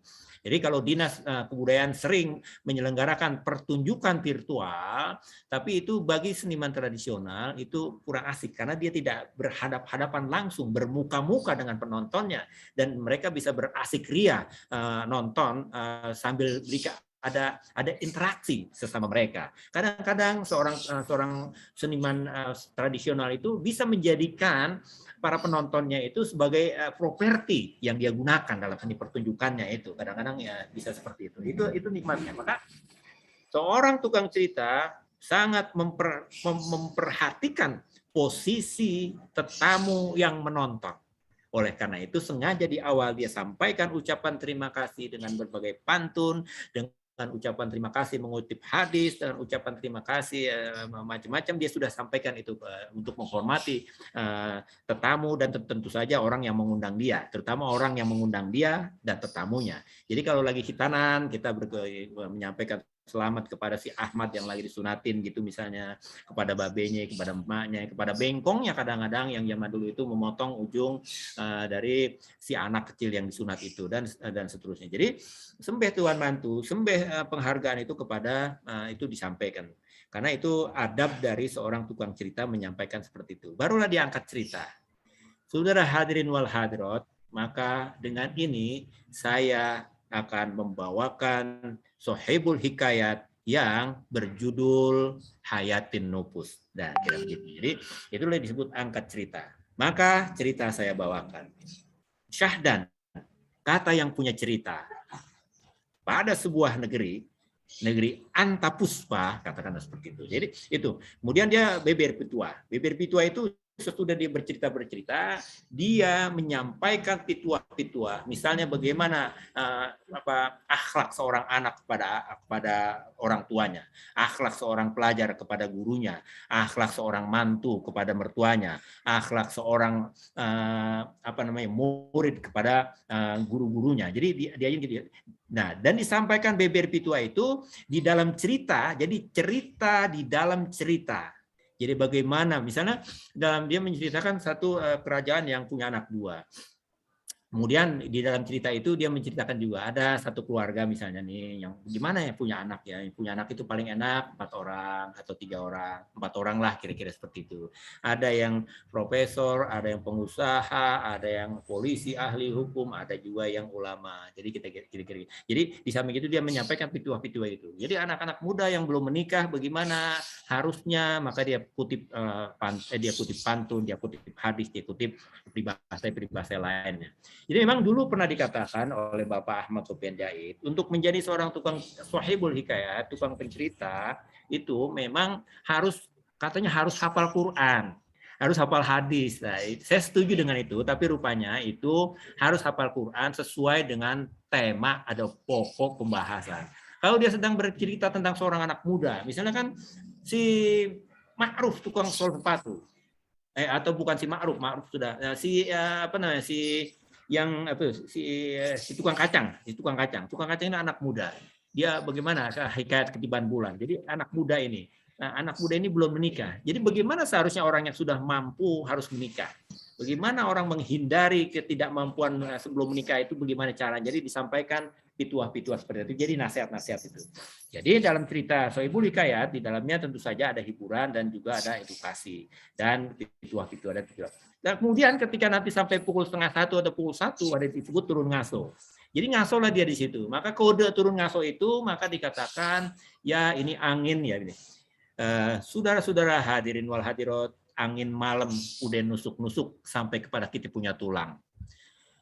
Alangkah baiknya kalau sekarang kita ngopi atau nyobain nasi goreng atau nasi uduk yang udah disiapin oleh tuan rumah kita. Maka itu kodenya dikata gitu, maka buru-burulah tuan rumah itu mengeluarkan apa yang tadi disebutkan, ada nasi goreng, ada nasi uduk, maka kita semua pemain, tukang Sohibul Hikayat, tukang yang dengerin tetamu, tukang yang itu yang lagi bersih-bersih segala macam itu bersama-sama makan nasi uduk dan ngopi segala macam. Kemudian habis turun ngaso digancang cerita karena udah pukul 2, cerita masih panjang, maka dicepetin ceritanya ya tanpa bertele-tele lagi, maka ketika pukul 3:30 cerita itu sudah selesai, maka tamatlah dia. Jadi begitu. Nah, kalau sekarang ini struktur dulu. Nah, sekarang itu paling mukodimah sama langsung beber hikayat, langsung beber piula atau beber hikayat, langsung aja gancang cerita langsung habis. Karena memang nggak ada waktu zaman sekarang untuk orang bisa begadang sampai semalam suntuk. Jadi gitu kira-kira. Jadi ini struktur masa lalu. Kalau struktur masa sekarang itu cuma mukodimah, kemudian angkat hikayat, sudah gitu langsung habis, langsung khatam. Jadi mungkin di zaman sekarang begitu. Nah, cerita-cerita Sohibul Hikayat ini sebetulnya cerita-cerita yang spektakuler. Kalau kita anak-anak sekarang itu kan gandrung kepada misalnya apa yang dikeluarkan oleh Studio Marvel. Maka Studio Marvel itu misalnya kemarin dia baru saja merilis film Doctor Stranger. Itu penuh bioskop. Kemudian sekarang baru saja mereka merilis film Thor gitu ya, Thor. Nah, itu sebetulnya saya pribadi menunggu orang-orang ahli kreatif di dalam perfilman untuk mengalihwahanakan cerita Ma'ruf tukang sol sepatu, bagaimana dia karena penderitaan yang selalu dilecehkan oleh istrinya, kemudian pada suatu masa dia ketika dia gelisah, ketika dia anak-anak dia gelisah, kemudian ada satu makhluk besar yang tiba-tiba hadir kepadanya. Wahai, apa yang kamu inginkan? Aku ingin pindah dari kampung ini, wahai Tuan. Aku sudah tidak betah di kampung ini karena istriku begitu bawel, begitu cerewet, begitu menuntut macam-macam, padahal kenyataannya aku hanya sebagai seorang tukang sol sepatu. Bagaimana aku bisa membahagiakannya? Sementara ini dia tidak memahami apa yang aku kerjakan. Tiba-tiba dia diajak ke suatu negeri, dan di negeri itu tiba-tiba berbeda suasana. Negeri yang kemudian dia ketemu temannya, dikatakan bahwa ini teman saya si Ma'ruf ini adalah seorang pangeran dari negeri seberang yang kaya raya. Diundang ke rumahnya, diganti pakaiannya dan diperkenalkan kepada pangeran-pangeran di negeri itu, dan akhirnya orang-orang situ percaya bahwa dalam perjalanan sini terhambat dia punya angkutan-angkutan. Itu berapa ratus unta yang sedang menuju ke sini ternyata terhambat karena terjadi badai. Saya bisa sampai ke sini duluan karena memang ada kemudahan untuk itu. Maka dia orang-orang percaya. Bagaimana? Nah itu sebetulnya nanti pertarungan antara makhluk jin, makhluk yang bidadari, makhluk bidadari perang sama makhluk jin itu di dalam apa namanya di dalam ceritanya Bapak Jaid itu bagaimana kita. Jadi kemampuan seorang tukang cerita itu sebetulnya dia membangun imajinasi kreatif di kepala masing-masing kita. Ketika dia menceritakan si Nurul Laila yang cantik jelita itu, bagaimana Nurul Laila yang cantik jelita itu dengan lesung pipitnya, dengan bibirnya, dengan matanya, dengan hidungnya, dengan alisnya, dengan rambutnya, bahkan dengan betisnya atau bahkan dengan jalannya itu si Nurul Laila. Padahal siapa sebenarnya Nurul Laila ini? Nurul Laila itu hanya seorang putri jin. Orang membayangkan jin itu serem begini-begini, tapi ternyata si Nurul Laila yang namanya putri jin ini jauh lebih cantik jelita ketimbang putri-putri yang paling cantik, putri Indonesia atau putri dunia yang katanya seperti itu. Dia menceritakan seperti itu. Jadi dibangun imajinasi itu. Jadi layar lebar ada pada tiap kepala pendengarnya sehingga sebetulnya Bapak Ahmad Sofyan Jaid itu tidak bermaksud untuk melucu-lucukan dia punya dialog atau dia punya cerita. Cerita mengalir begitu saja karena beberapa diksi yang diciptakannya itu memang sangat menggelitik. Maka orang-orang akan tertawa dan akan berdecak. Atau bagaimana ketika misalnya terjadi perang antara jin dengan bidadari, sampai bidadari kelabakan karena terjadi kira-kira namanya perang itu. Jadi kira-kira seperti itu. Maka itulah kalau saya berharap nanti ada Bapak Ibu guru yang ada di sini dari sekolah-sekolah itu, SMK segala macam, yang anak-anaknya kreatif itu, mari kita arahkan untuk menggali cerita-cerita yang ada pada cerita rakyat kita, terutama dalam cerita Sohibul Hikayat. Cerita yang disampaikan oleh Muhammad Bakir misalnya ya, itu dalam cerita Hikayat Nakhoda Asik. Dalam Hikayat Nakhoda Asik itu bagaimana dua pangeran itu menyelam ke dasar laut, dia mencari sesuatu itu dan kemudian datang makhluk jin ini dan mereka perang segala macam, itu luar biasa.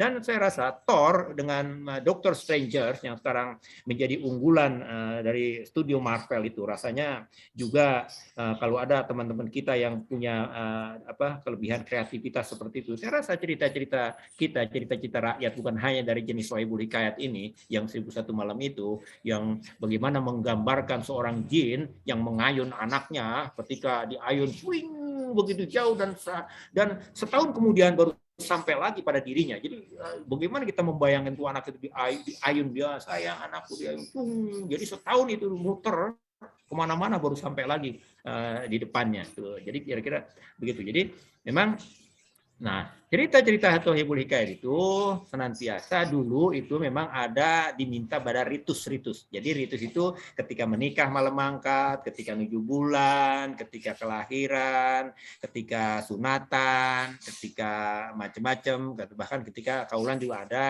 ketika mau pergi haji, ketika ada upacara kematian, suka ada juga diminta tukang cerita untuk bercerita, memberikan bagaimana tausiah orang kematian itu. Jadi dia tukang cerita itu bisa masuk pada ritus-ritus itu. Belum lagi yang hal-hal lainnya yang memang sangat dekat gitu. Jadi ritus-ritus ini salah satunya kalau mereka mau, maka mereka mengundang Tuan Jaid, Tuan Sohibul Hikayat untuk meramaikan suasana upacara yang mereka selenggarakan.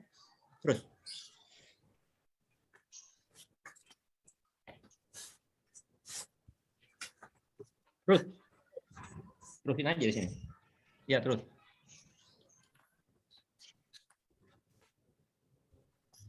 Nah, jadi begitu. Rasanya Sohibul Hikayat itu terus.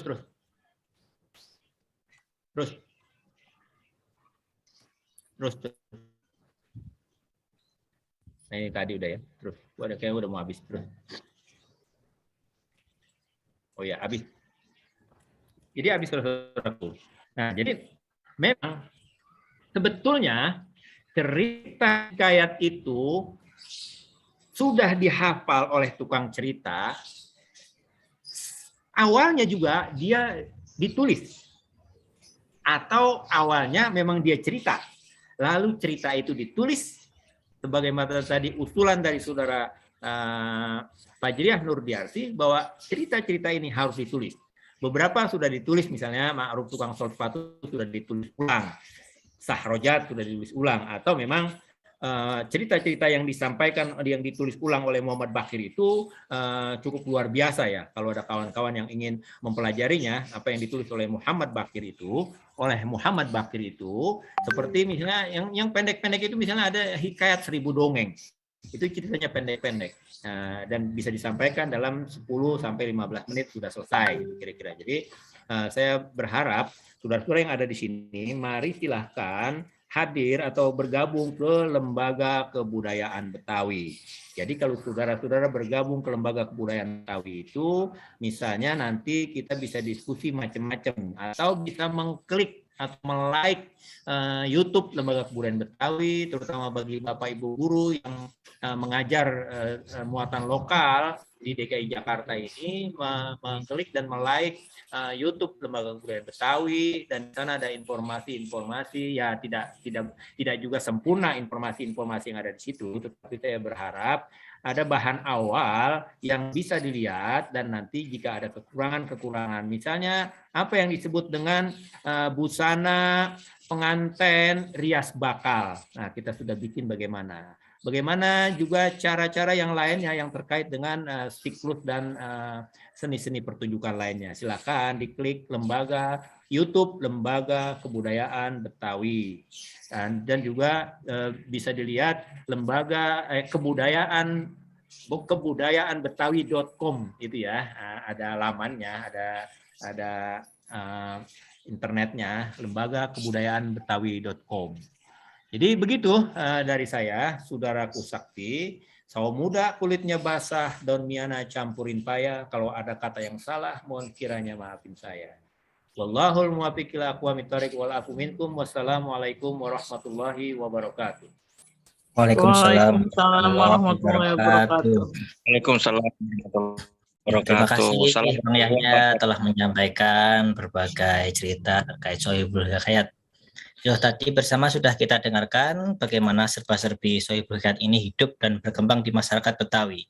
Bagaimana tradisi lisan ini telah menjadi bagian yang tidak terpisahkan pada masyarakat Betawi. Tentunya perlu peran kita bersama dalam menjaga keberlangsungannya. Jadi kita dapat membangun bangsa ini dengan cerita-cerita Sohibul Hikayat yang penuh dengan pesan moral, nilai nasihat yang disampaikan. Untuk menginjak acara saja, mungkin langsung saja sesi tanya jawab yang kami buka. Nanti kemungkinan ada 3 sesi, jadi kami persilakan untuk 3 orang peserta webinar untuk mengajukan pertanyaan pada sesi pertama ini. Dan karena ini webinar, mungkin 2 penanya langsung dari webinar dan 1 penanya mungkin nanti dari chat, karena di chat ini udah ada 1 penanya, nanti mungkin saya bacakan. Oke, baiklah, untuk menginjaknya langsung saja 2 penanya untuk sesi pertama ini kami persilahkan kepada Bapak Edi dari SMA Negeri 8. Kami persilahkan Bapak Edi untuk bertanya.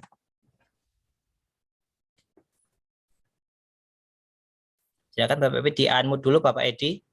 Masih di-mute itu suaranya. Selamat siang Bapak Edi. Halo.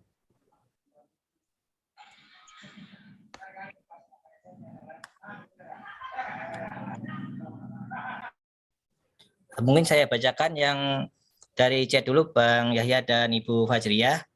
Pertanyaan pertama dari Raden Bimo Wicaksono, anggota PPSU Kelurahan Pondok Bambu, Jakarta Timur.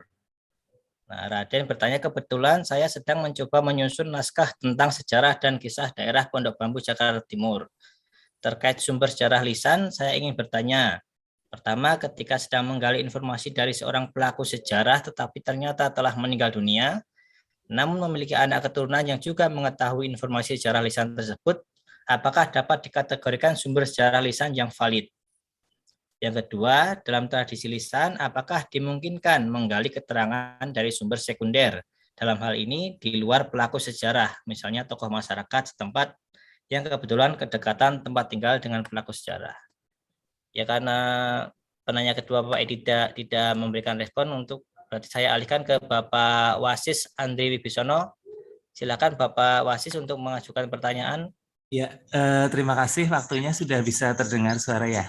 Ya, sudah terdengar, Pak. Pertanyaan untuk Bapak Yahya, yang terhormat Pak Yahya, senang sekali tadi mendengar paparannya. Saya hanya bertanya begini, adakah strategi untuk generasi X sama Y atau milenial itu merasa bangga dengan budaya Betawi? Karena biasanya kalau yang bersifat tradisional, mereka itu mungkin berpikir tidak lebih maju dari budaya-budaya milenial saat ini. Hanya itu satu pertanyaannya. Terima kasih. Strateginya apa?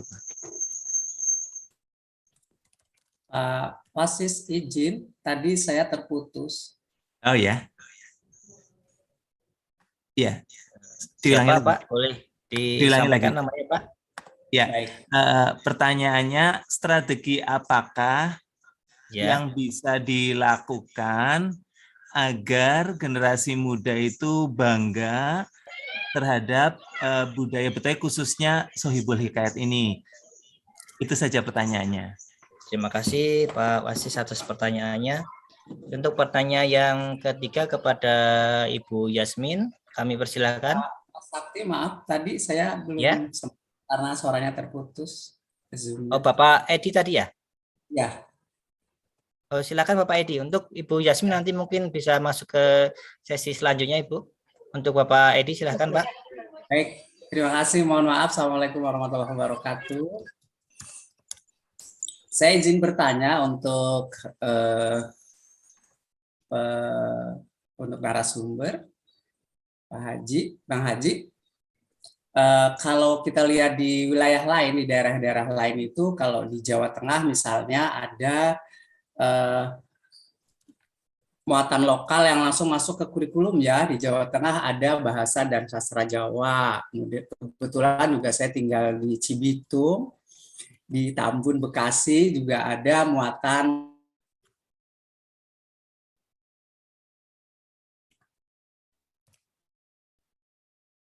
Halo, Pak Edi. Terputus kayaknya ya. Suaranya, ya, Pak Edi, suaranya terputus.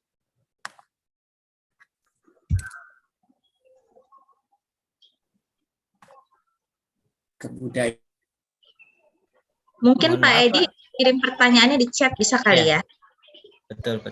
Pak Edi mungkin bisa bertanya di chat, nanti akan saya masukkan ke sesi kedua. Mungkin ada yang bertanya di ini adalah Ibu Yasmin dulu tadi. Ibu Yasmin dulu, Bu, mau dipersilakan Ibu Yasmin untuk bertanya. Oke, terima kasih. Suara saya terdengar jelas enggak ya? Terdengar, Bu. Silakan. Assalamualaikum. Waalaikumsalam. Terima kasih, selamat kepada penyelenggara dan kepada presenter. Saya punya satu pertanyaan. Tadi kalau saya tidak salah tangkap, banyak tradisi lisan sekarang yang sudah ditulis. Nah, padahal lisan itu kan lawan dari tulisan. Kalau tradisi lisan sudah tertulis, bagaimana dia masih bisa dianggap sebagai tradisi lisan? Syarat-syarat apa yang mesti dipenuhi sehingga tradisi lisan yang tertulis itu masih bisa dikategorikan sebagai tradisi lisan? Itu aja, terima kasih.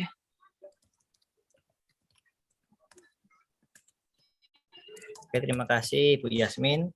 Baik, untuk sesi pertama ini mungkin kami cukupkan lagi, nanti kami akan buka lagi untuk sesi kedua dan ketiga. Oke, untuk Bang Yahya dan Ibu Fajriah mungkin saya bacakan 3 pertanyaan. Yang pertama tadi dari Bapak Raden Bimo, Beliau menanyakan untuk mengetahui informasi tradisi lisan dari seorang pelaku sejarah namun sudah meninggal, bisakah dimungkinkan menggali keterangan dari keturunannya, dapatkah dikatakan melalui sumber yang valid? Yang kedua adalah menggali keterangan dari sumber sekunder, dalam hal ini di luar pelaku sejarah, misalkan tokoh masyarakat setempat yang kedekatannya bertempat tinggal dengan pelaku sejarah. Yang kedua dari Bapak Wasis kepada Bang Yahya, strategi apakah yang perlu diambil agar generasi muda sekarang ini bangga kepada budaya Betawi? Yang ketiga dari Ibu Yasmin, terkait dengan tradisi lisan yang sudah dituliskan, syarat-syarat atau batasan mana saja yang dapat dipenuhi ketika tradisi lisan sudah tertuliskan di dalam naskah, sejauh mana itu dapat disebut tradisi lisan? Itu 3 pertanyaan yang dipertanyakan Bang Yahya dan Ibu Wasilah, mohon untuk dijawab. Terima kasih. Bang Yahya duluan yang menanggapi ya, Mas Sakti. Ya, silahkan. Oke, Bang Yahya duluan bisa menanggapi, habis itu Ibu Wasilah mohon menanggapi juga. Ya, oke. Syukran kasiran pertanyaan-pertanyaannya, Abang Raden Bimo, Abang Dawasis, dan Ibu Prof. Yasmin Zaki Sahab. Yang pertama-tama itu kalau sejarah tokoh sejarawan yang sudah meninggal, tokoh dalam yang dianggap menguasai hal-hal terkait dengan kampung Kota Bambu misalnya, ya tidak ada yang bisa, berarti tenggelam dia, karena sudah tidak ada yang bisa menceritakannya itu dari sisi sejarah lisan, dari sisi pelaku yang memang mengetahui seluk-beluk dari kondisi kesejarahan kampung Kota Bambu itu ya, Bang Raden Bimo. Nah, oleh karena itu satu-satunya cara adalah mengumpulkan informasi itu dari arsip nasional. Mungkin ada ya, bisa ketemu di arsip nasional yang menceritakan kota-kota itu. Atau bisa juga kita melihat perkembangan Kota Bambu itu dari data-data yang dikeluarkan oleh pemerintah Provinsi DKI Jakarta terkait pemekaran kota itu, kapan dia kota itu ada masuk di dalam peta tahun sekian, adakah di situ peta segini ada gitu. Jadi memang kalau sudah ada tokohnya ya sudah hilang cerita itu. Salah satu upayanya ya kita mencari-cari dan tidak bisa kita melakukan perkiraan supaya cerita itu menjadi nyata. Jadi kita nggak bisa melakukan seperti itu karena memang di dalam sejarah itu seringkali terjadi penyesatan terhadap peristiwa-peristiwa yang masa lalu, kemudian ketika masa ini dia sudah dianggap sebagai sesuatu yang barang yang luhur mulia gitu ya. Banyak kita dapatkan cita-cita seperti itu. Oleh karena itu yang harus kita upayakan adalah mencarinya dari data-data perjalanan, surat-surat keputusan dan segala macam yang kemungkinan ada dan disimpan oleh pemerintah Provinsi DKI Jakarta dan juga pemerintah pusat menyimpannya dalam bentuk arsip di arsip nasional. Jadi gitu kira-kira ya Saudara Bimo. Memang ini salah satu kekurangan kita dalam hal merekonstruksi sejarah lokal yang ada pada kita.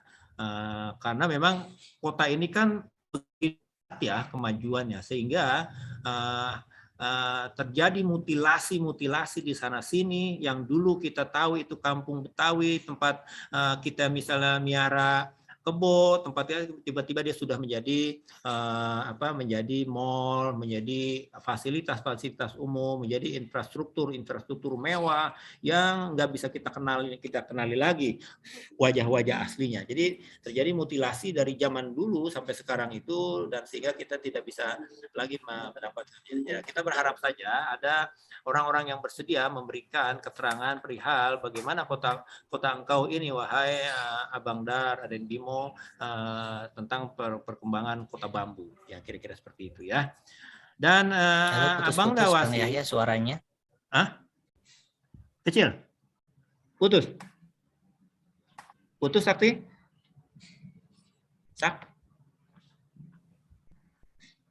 Enggak kok, di aku kedengaran jelas. Oh, Bagus suaranya Bang Yahya. ya, bagus ya. Ya. Iya, keren. Ya. Sip. Jadi Abang Dawasis, memang yang kelemahan kita sekarang adalah memang kita ternyata menurut saya ya tidak mempunyai ancang-ancang dan kuda-kuda yang serius perihal memperkenalkan kembali tradisi kita, kebudayaan kita kepada generasi selanjutnya. Yang kemudian ketika berdatangan informasi gaya hidup dan segala macam dari dunia modern, yang dunia modern itu jelas menyajikan hal ihwal yang menjadi gaya hidup anak-anak masa sekarang itu kita nggak mempunyai ancangan-ancangan begitu.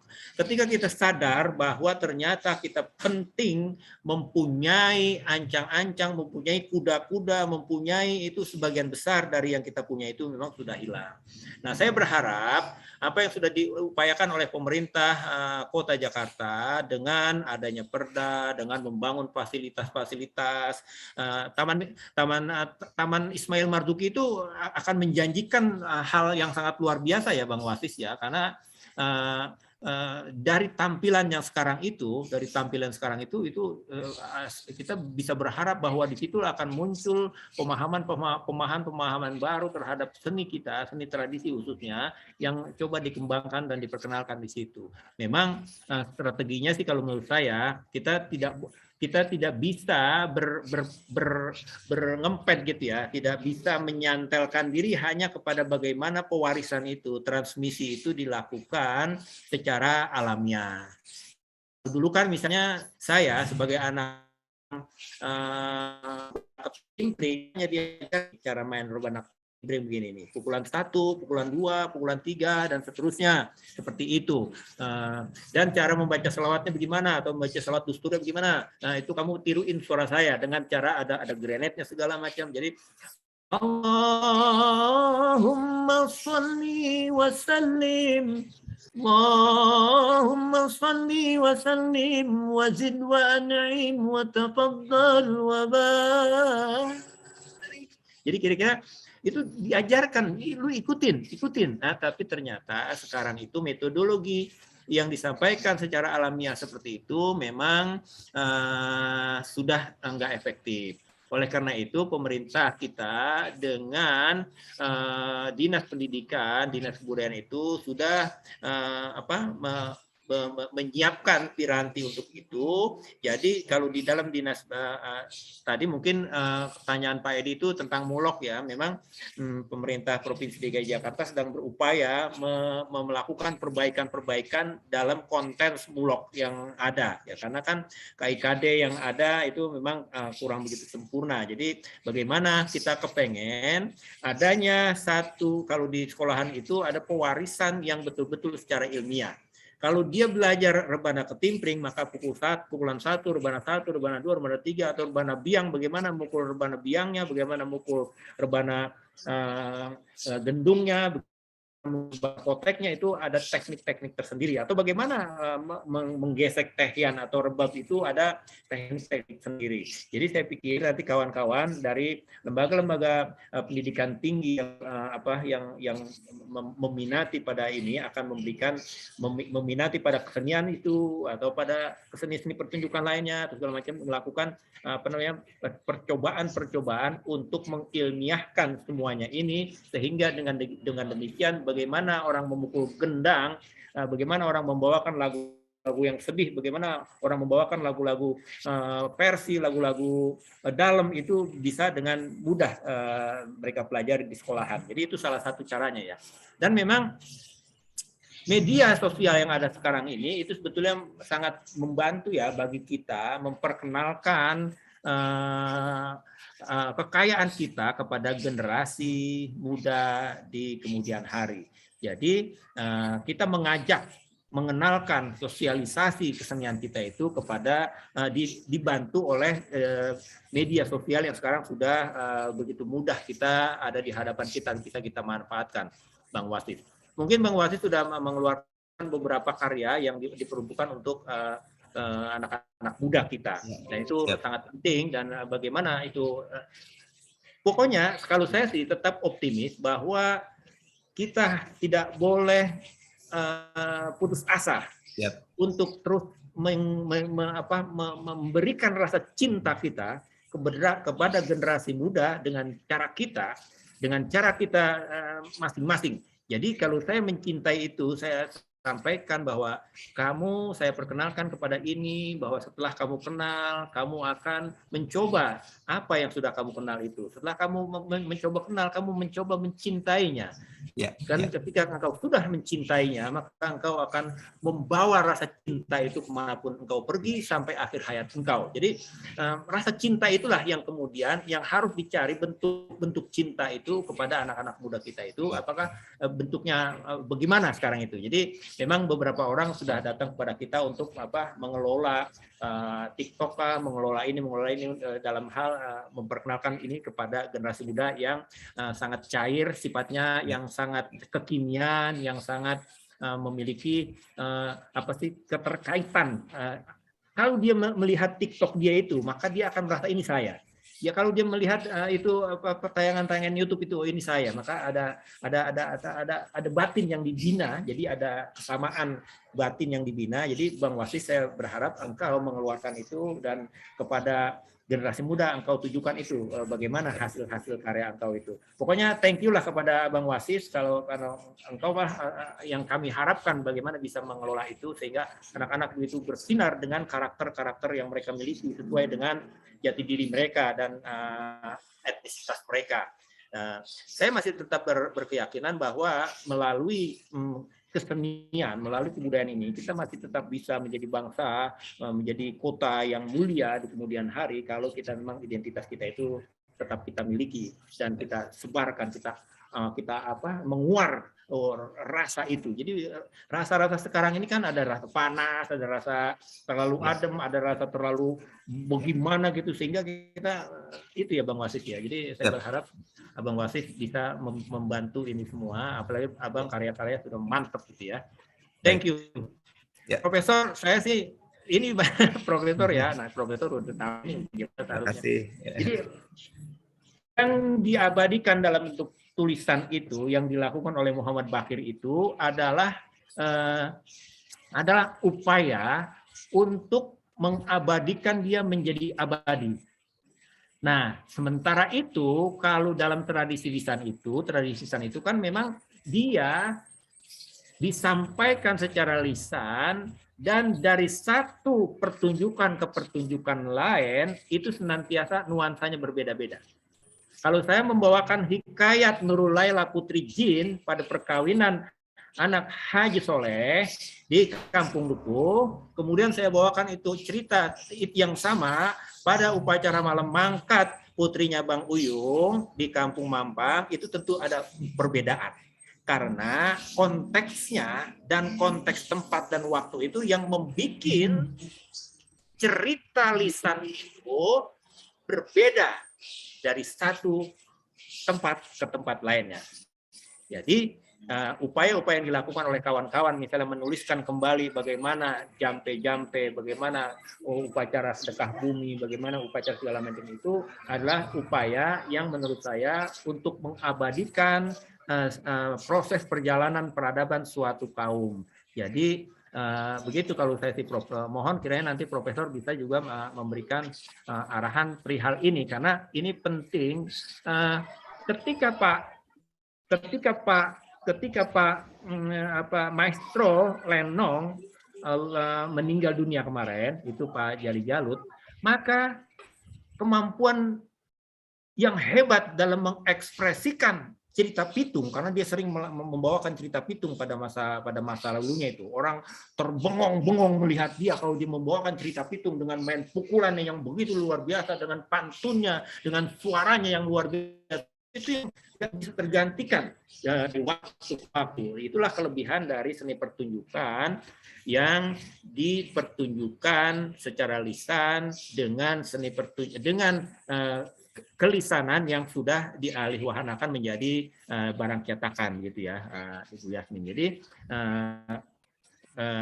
syaratnya sih ya syarat apa? Pokoknya ada maestro, maka selamatlah tradisi lisan itu.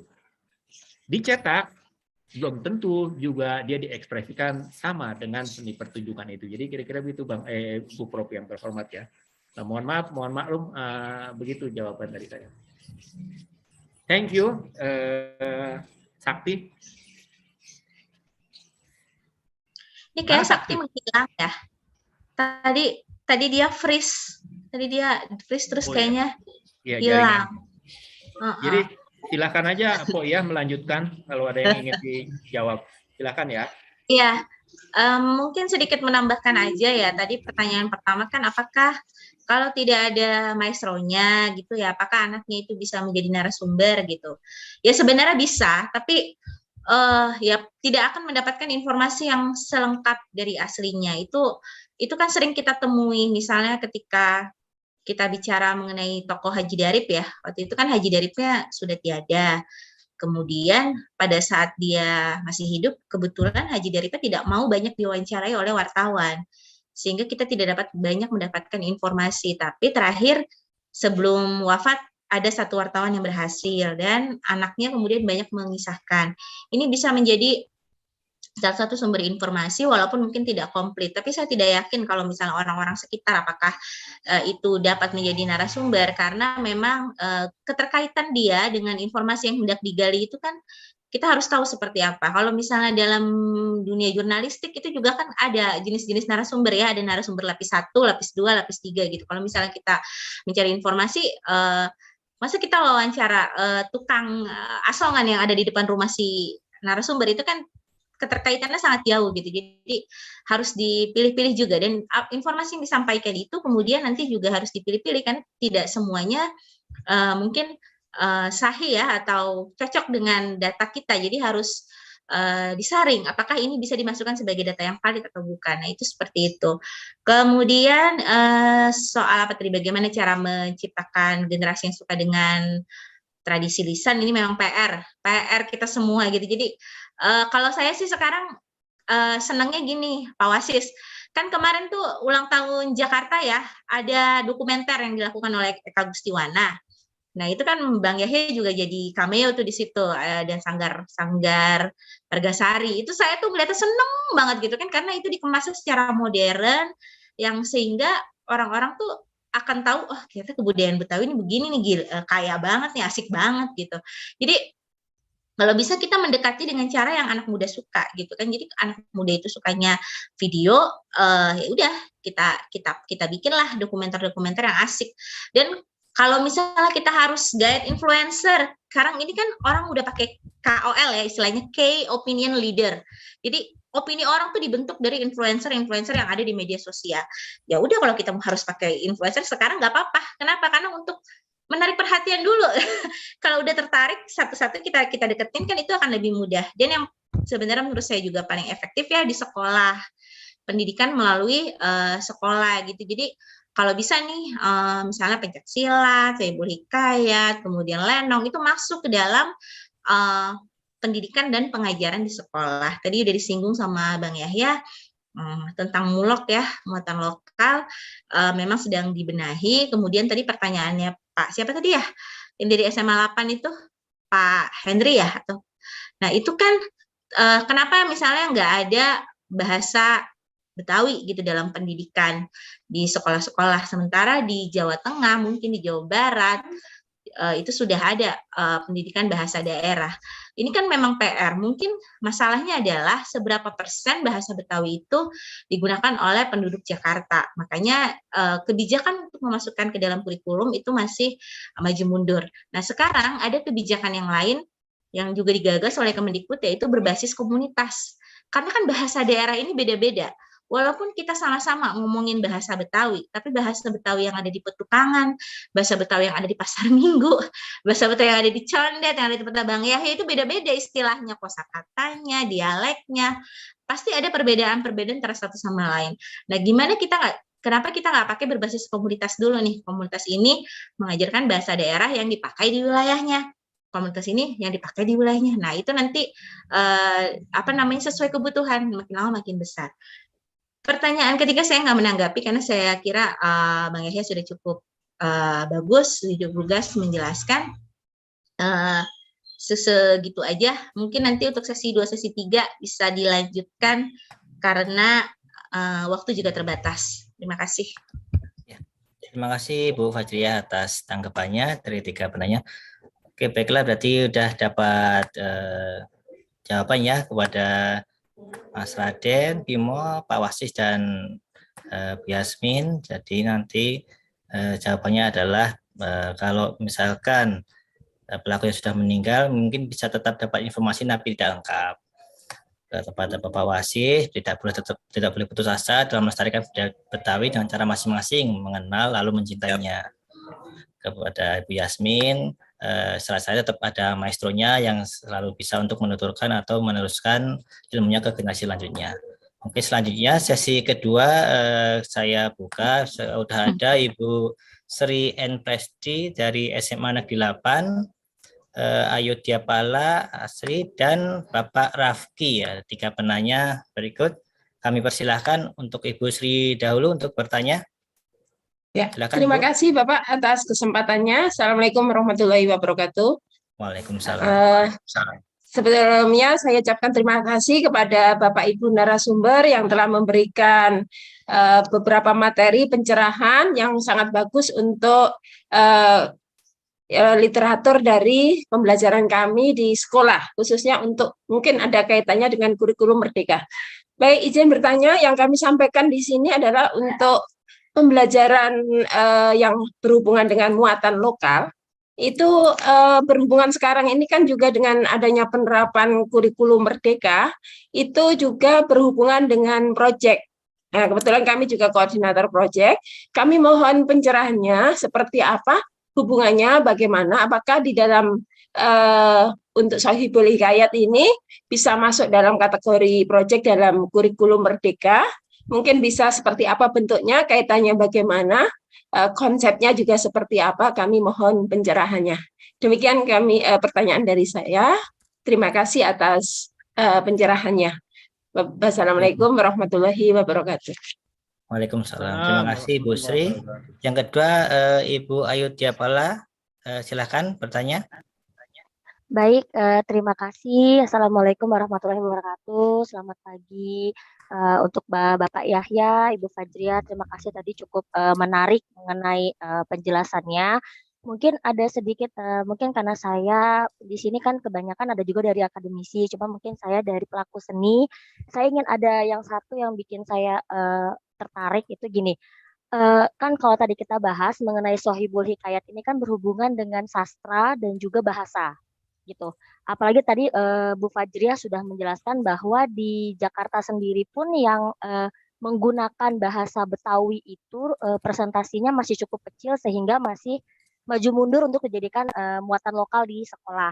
Nah, pertanyaan saya, mungkin ada generasi muda zaman sekarang ini yang tertarik untuk mempelajari Sohibul Hikayah atau ingin istilahnya menampilkan, tapi ada rasa ketakutan atau rasa minder karena mereka tidak terlalu paham mengenai tutur bahasa Betawi yang baik dan benar seperti itu. Jadi mungkin kan kebanyakan kan kita berdialog itu menggunakan bahasa Indonesia. Nah, apakah itu diperbolehkan jika misalnya memang kita masih ingin mempelajari mengenai Sohibul Hikayat itu, dengan menggunakan mungkin menampilkan cerita-cerita rakyat dengan menggunakan bahasa Indonesia, atau misalnya memang harus menggunakan bahasa yang pakem sesuai dengan budaya Betawi yang sudah ada. Jadi intinya apakah ada aturan yang pakem dalam ketika kita ingin menampilkan yang berhubungan dengan Sohibul Hikayat ini, atau boleh disesuaikan dengan istilahnya kemampuan dari si pelaku seninya tersebut. Itu aja, terima kasih. Assalamualaikum warahmatullahi wabarakatuh. Waalaikumsalam. Terima kasih Bu Asri dari Ayu Diapala. Selanjutnya pertanyaannya ketiga dari Bapak Rafki Rusdi. Silakan Pak. Assalamualaikum warahmatullahi wabarakatuh.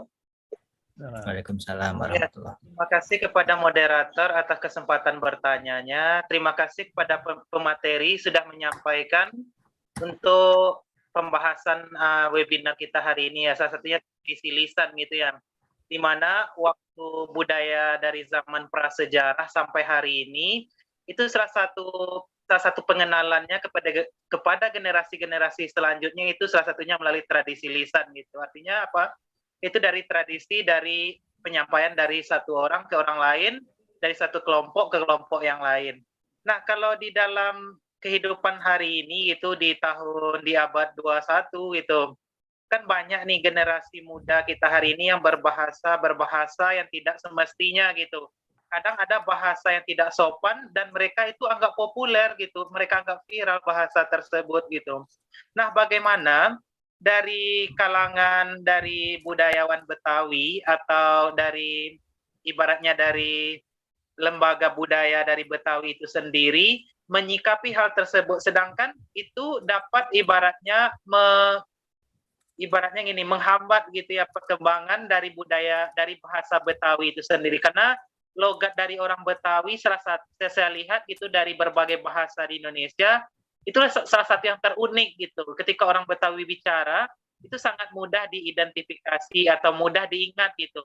Ketika si A berbicara bahasa Betawi, itu orang Betawi gitu. Kalau orang bahasa Sunda, ya orang Sunda gitu. Itu pertanyaannya yang pertama gitu.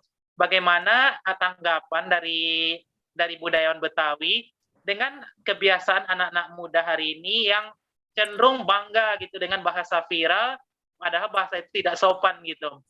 Itu kan dapat ibaratnya membahayakan atau mengurangi gitu eksistensi dari budaya Betawi itu sendiri. Kemudian yang kedua yaitu tradisi lisan, itu kan salah satu jalur gitu ya, bagaimana budaya dan bahasa itu bisa tetap kita lestarikan, dan bagaimana eksistensi dari para cendekiawan Betawi agar bahasa Betawi ini tetap eksis, tidak terjerumus oleh perkembangan zaman itu sendiri. Baik, terima kasih. Assalamualaikum warahmatullahi wabarakatuh. Terima kasih. Waalaikumsalam warahmatullahi wabarakatuh. Bapak Rafki, terima kasih pertanyaannya. Mungkin saya bacakan ulang ketiga pertanyaan tadi, Bang Yahya dan Ibu Fajriah. Yang pertama dari Ibu Sri N. Presti dari SMA Negeri 8. Beliau bertanya, pembelajaran sekarang berhubungan dengan muatan lokal yang berhubungan dengan penerapan kurikulum merdeka. Pertanyaannya adalah, Sohibul Hikayat apakah dapat masuk pada kurikulum merdeka dan bagaimanakah bentuk dan konsepnya apabila masuk dalam muatan lokal. Yang kedua dari Ibu Asri dari Ayodhya Pala, pertanyaannya adalah masih ada generasi yang tertarik mempelajarinya, generasi muda khususnya, namun ada rasa ketakutan dan minder karena tidak terlalu paham berdialog menggunakan bahasa Betawi yang benar. Apakah diperbolehkan mempelajari atau menyampaikan Sohibul Hikayat dengan bahasa Indonesia atau harus memakai bahasa Betawi? Apakah ada aturan yang pakem dalam penyampaiannya? Yang ketiga adalah dari Bapak Rafki Rusdi.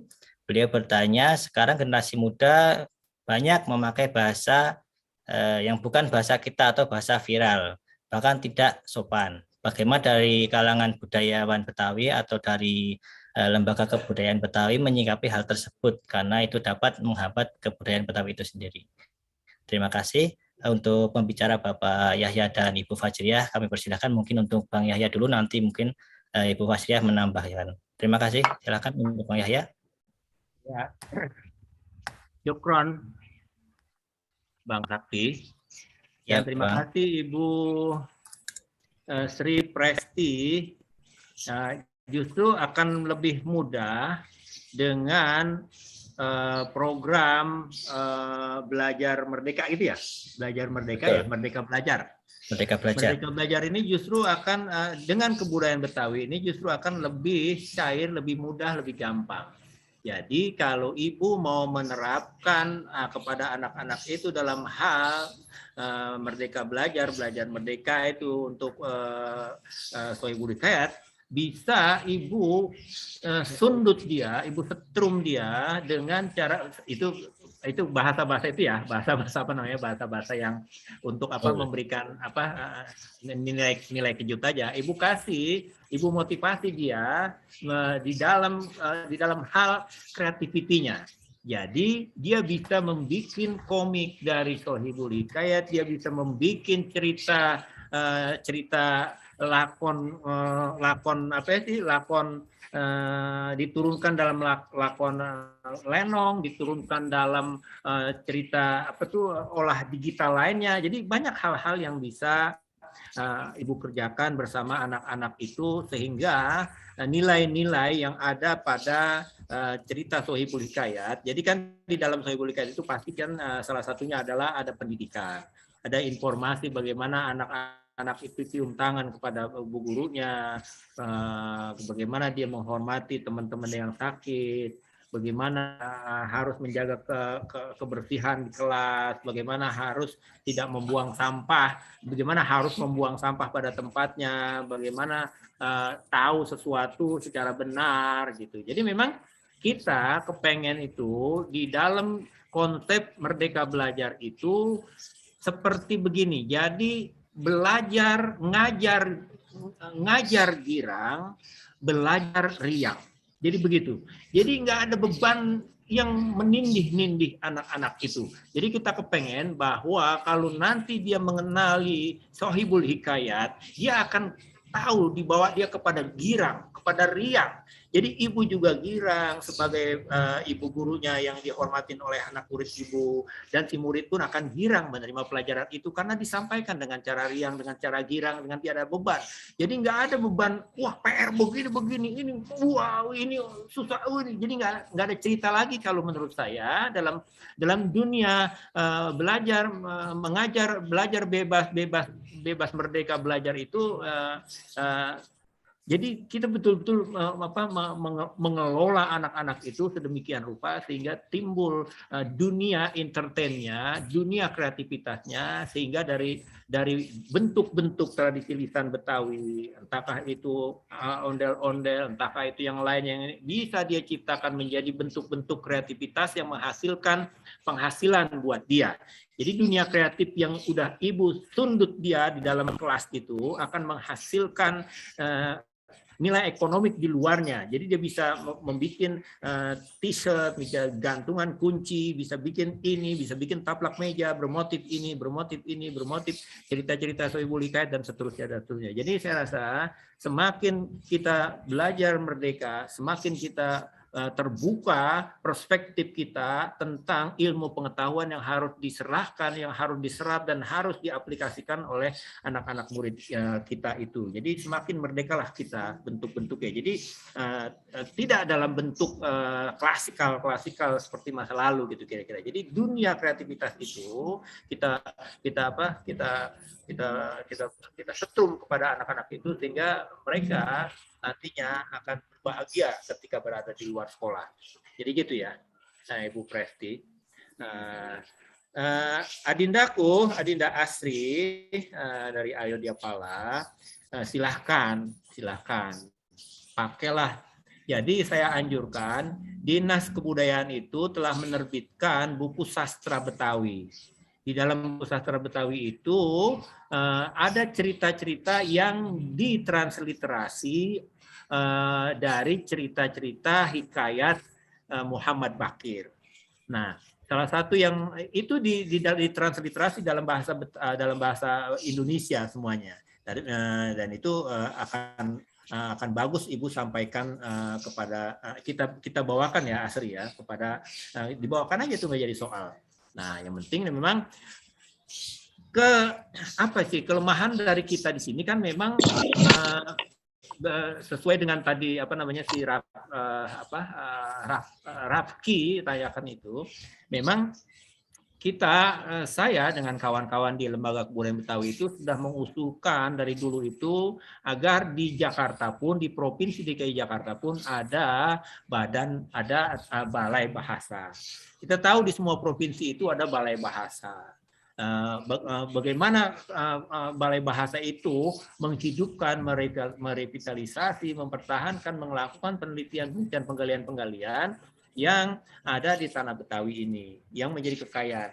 Kamus yang ada pun yang sudah ditulis oleh maestro bahasa Betawi itu, Bang Haji Abdul Khair itu pun tidak diketahui banyak orang, sehingga sosialisasi juga masih kurang. Nah, oleh karena itu, silahkan Asri, engkau mengajarkan kepada murid-murid engkau di sanggar itu bagaimana kenal cerita Sohibul Hikayat dan ekspresikanlah itu dalam bahasa yang engkau punya, nggak jadi soal itu. Nanti sedikit demi sedikit ekspresi dan nilai kebahasaan dari bahasa Betawi itu yang engkau akan masuki sendiri, akan masukkan. Cerita seniman-seniman atau para penulis Betawi dari dulu pun, misalnya kita sebutkan ya, ada penulis cerpen, wartawan senior, pembina kesenian Betawi itu yang bernama S.M. Ardan. S.M. Ardan itu sudah meninggal dan dia menguraikan perihal permainan wak-wakung misalnya ya. Dia menulis ada permainan wak-wakung itu atau pulang pesta judulnya itu atau siapa namanya? Saya lupa itu judul-judulnya, tetapi dia di dalam narasi ceritanya itu menggunakan bahasa Indonesia yang baik dan benar. Tetapi di dalam dialog-dialognya dia sangat kental menggunakan bahasa Betawi. Dan juga ada dari zaman dulu itu memang misalnya penulis lain yaitu Firman Muntako. Firman Muntako itu menulis memang digabung-gabung. Kadang dia menguraikan narasinya dalam bahasa Indonesia, tetapi umumnya hampir 90% dia menulis dalam bahasa Betawi dari Tanah Abang. Jadi ada bahasa Betawi Tanah Abang, tapi juga dia menulis dalam bahasa Betawi pinggir. Jadi kalau kita membaca buku dia itu Gambang Jakarta 1 dan 2, itu kita bisa melihat bahwa wah, hari ini Bang Firman Muntako sedang menulis dalam bahasa Betawi dari Tanah Abang. Oh, hari ini ternyata dia lagi menulis dalam bahasa Betawi dari Ciputat dan seterusnya. Jadi silakan mengajarkan Sohibul Hikayat ini Asri kepada anak-anak muridmu di Sanggar Aryo Diapala itu yang sudah berumur cukup panjang ya pengalaman Aryo Diapala dalam hal melatih anak-anak berkesenian khususnya tari menari ini. Mari silakan. Nanti barulah kita ikhtiarkan bagaimana dia sedikit demi sedikit kita akan memakai istilah sapaan, bahasa Betawi dan seterusnya. Gitu, None. Abang Rafki memang di dalam bahasa Betawi itu hanya dikenal rasa. Rasa sopan, rasa bersama, rasa berkawan, rasa akrab. Kalau saya berbicara kepada Ibu Empok Prof. Yasmin Zaki Sahab, saya pasti nggak belu-begua. Jadi ada rasa inilah, lapis bahasa rasa inilah yang dikenal dengan adab berbahasa. Jadi lapis adab berbahasa ini memang yang tidak dipunyai oleh anak-anak di metropolitan sekarang ini. Jadi mereka suka-suka mereka itu.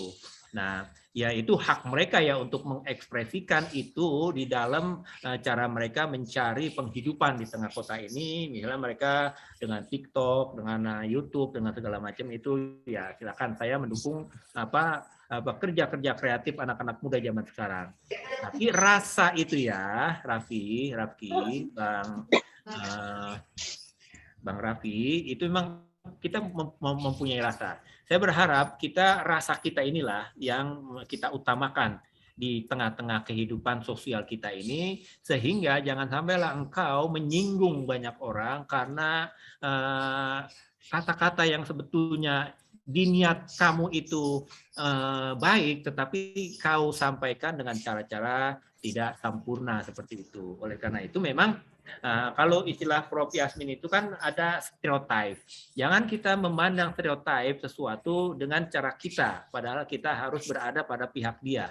Jadi kalau saya memandang saya sebagai Betawi, ya harus ketika saya berbicara kepada saudara-saudara, menilai saudara-saudara saya di etnik-etnik lain, maka saya berada pada itu yang seharusnya.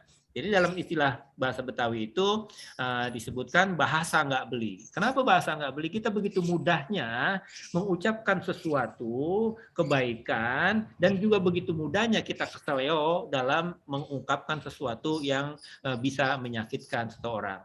Maka saya sih berharap, marilah engkau wahai supaya engkau mempunyai lapis rasa itu untuk tidak menyinggung banyak orang, karena kalau sudah menyinggung banyak orang sehingga kamu akan cilaka untuk di kemudian harinya.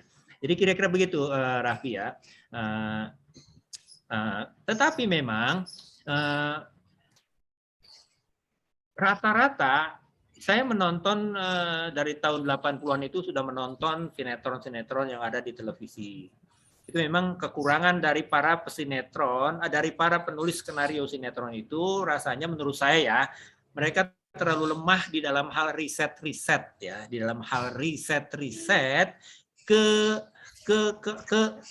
kearifan lokal dan riset-riset lain yang terkait dengan bahasa dan anggah unggu dan rasa yang tadi itu. Jadi kira-kira seperti itu ya Raffi.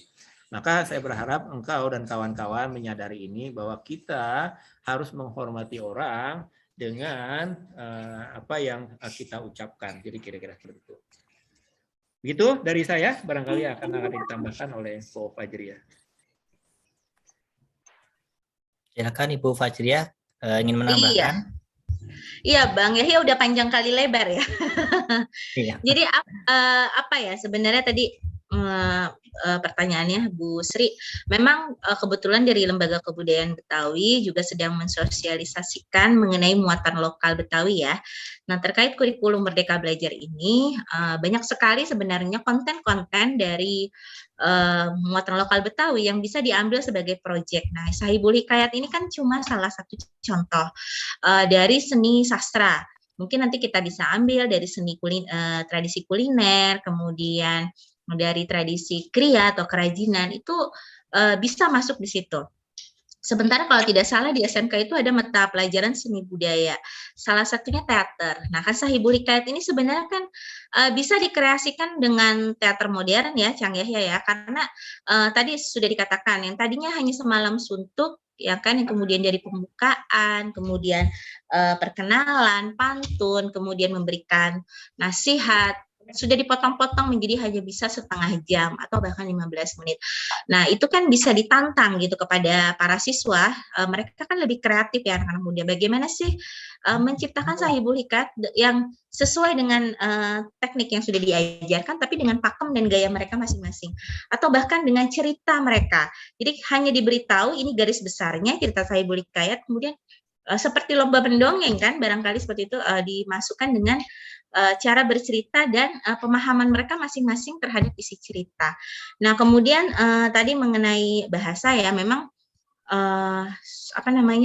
sulit untuk mendapatkan penutur bahasa Betawi yang istilahnya benar-benar ngelotok gitu ya, benar-benar paham, sehingga kadang-kadang disebutkan ini benar apa enggak sih, boleh enggak sih menggunakan bahasa Indonesia dicampur-campur dengan bahasa Betawi. Sebenarnya kan bahasa Betawi dengan bahasa Indonesia itu tidak terlalu jauh perbedaannya karena sama-sama dari ragam bahasa Melayu.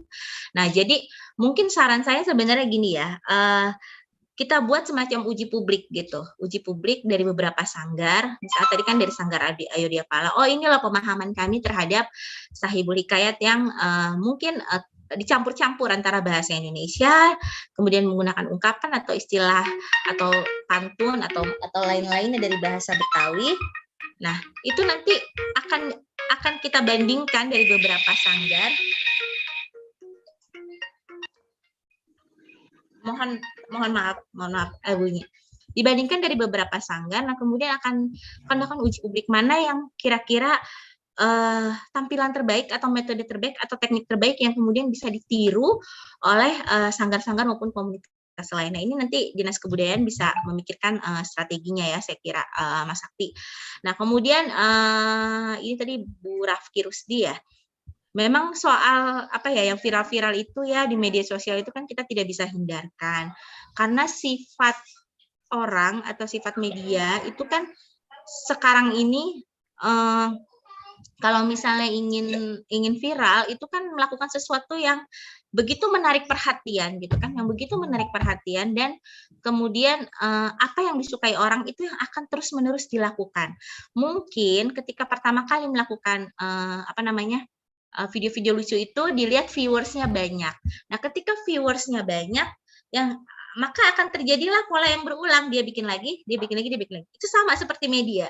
Media juga seperti itu. Kalau misalnya ada satu berita topik yang disukai, tokoh A misalnya, kita lihat nih, ketika kita bikin berita tentang dia, pengunjungnya banyak, ya klik banyak, ya udah diulang terus gitu kan. Dia nggak akan berpikir ini meresahkan atau enggak, kemudian ini akan membuat stereotip yang jelek tadi seperti kata Bang Yahya dan segala macam. Pokoknya dipikirkan adalah dia dapat klik, pengunjungnya banyak. Nah, ini kan sebenarnya perlu ini ya, perlu dirangkul gitu sebenarnya ya, karena kan kalau nggak salah Forum Jurnalis Betawi juga sudah sempat merencanakan untuk pelatihan admin IG Betawi di Instagram ya. Jadi di Instagram itu yang pakai nama Betawi itu mau dibikin semacam pendadaran gitu oleh Forum Jurnalis Betawi, tapi saya juga belum tahu ini kelanjutannya seperti apa. Nah, jadi tapi dari yang viral-viral itu sebenarnya banyak loh yang bisa kita ambil juga gitu, dari suku katanya, dari kosakatanya. Kita akan lihat, oh kadang-kadang ada yang nanya gitu sama saya, ini Betawi ngomongnya kayak gini ya, atau ini Betawi sebelah mana sih, kayak gitu kan. Nah, kemudian kan itu menjadi sebuah media bagi teman-teman yang lain untuk menjelaskan, oh enggak, ini bahasa Betawi dipakai di daerah ini, tempat yang lain berbeda. Dan kemudian bahasa Betawi meskipun dia tidak memiliki sistem sistem struktur yang dibedakan ya kan, akan tetapi itu dia akan mengenal rasa yang tadi dikatakan Bang Yahya. Jadi kalau misalnya sama orang tua seperti apa, sama teman sebaya seperti apa bicaranya, kemudian dan tutur itu kan terlihat, cara berbicara orang itu terlihat dari lawan bicaranya. Salah satunya lawan bicara dan situasi yang mengharuskan dia bicara seperti apa. Jadi walaupun sama-sama kita menggunakan bahasa Betawi gitu, tapi kalau situasinya di pengajian, situasinya kemudian di tempat resmi, arisan, pertemuan keluarga, pasti tutur katanya akan berbeda dengan situasi kalau nongkrong di warung kopi. Nah, itu kan ada lapis-lapis semantik yang bisa kita telusuri gitu dari situ. Jadi saya kira meresahkan banget enggak gitu ya. Ya itu kan ibarat kata kalau istilah-istilah yang muncul seperti itu mungkin akan sangat cepat dia viral, dia melesat, tapi nanti suatu saat dia cepat juga redup. Jadi ya kita di ini aja ya biasa-biasa aja. Baik, segitu tanggapannya Mas Sakti. Terima kasih. Ya, terima kasih Bang Yahya, Ibu Fazia atas tanggapannya. Jadi sudah terjawab ya Ibu Sri, Ibu Asri dan Bapak Rafki. Jadi tadi sudah disampaikan bahwa silakan dalam kurikulum Merdeka dapat melalui komik, lakon, lenong, teater modern atau olah digital lainnya yang dapat dikerjakan bersama anak-anak. Yang penting bagaimana nasihat yang disampaikan seperti sopan santun dan segalanya nanti tersampaikan pada muridnya. Bapak Ibu Asri, tidak masalah jika akan menyampaikan Sohibul Bayat dengan bahasa Indonesia. Dan untuk Bapak Rafki, untuk kerja kreatif generasi muda yang viral sebenarnya didukung para budayawan Betawi, namun harus mempunyai rasa yang sudah dijelaskan Bang Yahya dan Ibu Fazia tadi. Oke, seperti itu. Mungkin ini karena memasuki udah jam 11.37, mungkin satu sesi lagi karena di sini ada satu penanya, ya mungkin hanya satu saja mungkin untuk sesi ketiga ini. Untuk Ibu Sada Ukur, dipersilahkan Bu untuk bertanya Bu. Ya, terima kasih Bapak Moderator. Saya Ibu Sada dari SMA Negeri 44 Jakarta. Kebetulan tahun ini kita menggunakan kelas 10 menggunakan kurikulum Merdeka, Bapak Ibu. Di sini di KD ke-10 sebenarnya kita ada memahami isi teks cerita rakyat. Tapi sejak kurikulum awal tahun 92 sampai sekarang saya belum pernah melihat di situ yang khususkan kepada cerita rakyat Betawi. Nah, jadi yang dimasukkan itu adalah cerita rakyat Melayu. Nah, jadi bagaimanakah, apakah memungkinkan seperti pertanyaan-pertanyaan teman di awal tadi, apakah memungkinkan ini masuk ke kurikulum SMA? Karena saya di SMA. Kalau di SD di daerah Jawa Barat, di daerah Bekasi, ada memang mereka menggunakan bahasa Betawi pada muloknya. Nah, jadi bagaimanakah ini Bapak Ibu, apakah memungkinkan mungkin di semester depan atau di tahun depan, apakah karena kita tinggal di Jakarta, tentu anak-anak sekarang pun mesti tahu, jangan hanya tahu si Jampang, Nyai Dasimah, dan lain sebagainya. Mereka hanya tahu cerita rakyat seperti itu. Nah, jadi mohon Bapak Ibu, kira-kira apa yang kita bicarakan hari ini, bisakah kita aplikasikan nanti di dalam kurikulum pada tahun-tahun berikutnya. Terima kasih. Oke, terima kasih Ibu Sada dari SMA 44. Itu mungkin satu aja pertanyaan untuk Bang Yahya dan Ibu Fajriah terkait kurikulum juga ini, karena disebutkan bahwa kurikulum cerita rakyat Betawi belum ada di tingkat SMA Bu ya, tapi udah ada di tingkat SD. Nah, jadi mohon ditanggapi apakah bisa masuk cerita rakyat ini di kurikulum tingkat SMA. Dan mohon Bang Yahya atau Ibu Fajriah menanggapinya. Terima kasih. Persilakan. Iya, terima kasih banyak Ibu Sada dari SMA berapa tadi Ibu Sada ya? SMA 44 Pak. 44 di Jakarta. Jakarta Timur Pak. Oh Jakarta Timur ya. Nah memang kan bos ibu yang di Dinas Pendidikan itu melalui P2 KPTK sedang menyelenggarakan apa ya namanya, nanti Poya akan memberikan penjelasan lebih lah. Dan kemarin sudah ada pembekalan tentang kebudayaan Betawi kepada Kecamatan Pasar Minggu di Jakarta Selatan, baru Kecamatan Pasar Minggu. Kemudian yang kedua kita melakukan itu juga melalui permintaan P2 KPTK itu mengadakan workshop pelatihan kepada guru-guru di Jakarta Pusat. Nah, cuman memang masih terbatas. Nah, saya berharap program dari pemerintah Provinsi DKI Jakarta melalui Dinas Pendidikan tidak berhenti, karena saya rasa memang SDM kita dari guru-guru, saya memaklumi betul, bahkan yang guru-guru dari Betawi pun untuk memahami seni budaya dan cerita rakyat Betawi masih masih perlu ditingkatkan gitu ya Bu Sada ya. Nah oleh karena itu saya tetap meminta dan memohon kepada Dinas Pendidikan untuk terus menyelenggarakan workshop dan pelatihan-pelatihan kepada guru-guru yang terkait dengan muatan lokal. Memang kan kalau pelajaran muatan lokal untuk SMP sampai SMA, SMK itu kan memang belum ada ya, yang ada baru SD gitu ya. Nah, saya berharap nanti pelatihan-pelatihan ini akan memberikan masukan-masukan muatan-muatan yang terkait dengan kebetawian. Bagaimana mereka kenal dengan cerita rakyat yang diambil dari fabel misalnya, dan itu terlalu banyak. Nanti itu pelatihan-pelatihan itu akan kita minta terus. Dan tentu saja saya meminta kepada bos Dinas Kebudayaan ini, Bapak Iwan, untuk seperti dulu Pak, menyelenggarakan wajib kunjung ke perkampungan budaya Betawi. Jadi nanti Bu Sada dari SMA 44 ini akan berkunjung ke perkampungan budaya Betawi. Nanti di sana Ibu bisa pakai berkunjung ke sana dengan cara-cara Betawi, pakai busana Betawi, pakai Betawi. Kemudian nanti di sana ada pertunjukan kesenian Betawi. Nanti belajar bikin kerak telur di sana, bikin lenong di sana, bikin segala macam. Jadi saya berharap Pak Iwan Henry Wardana ini yang memang luar biasa dalam hal dia punya perspektif pendidikan kebetawian ini untuk menyelenggarakan itu kembali Pak. Jadi wajib kunjung pelajar Jakarta ke fasilitas-fasilitas pendidikan yang dimiliki oleh pemerintah Provinsi DKI Jakarta. Jadi nanti ke Setu Babakan. Nanti di Setu Babakan itu kan ada zona A, zona embrio, kemudian zona Muhammad Hoti Tamrin, zona zona Kiai Haji Nur Ali, dan seterusnya ada zona-zona seperti itu. Dan ada museum Betawi. Nah, jadi begitu ya Ibu Sada ya. Dan kita di Lembaga Kebudayaan Betawi memang sedang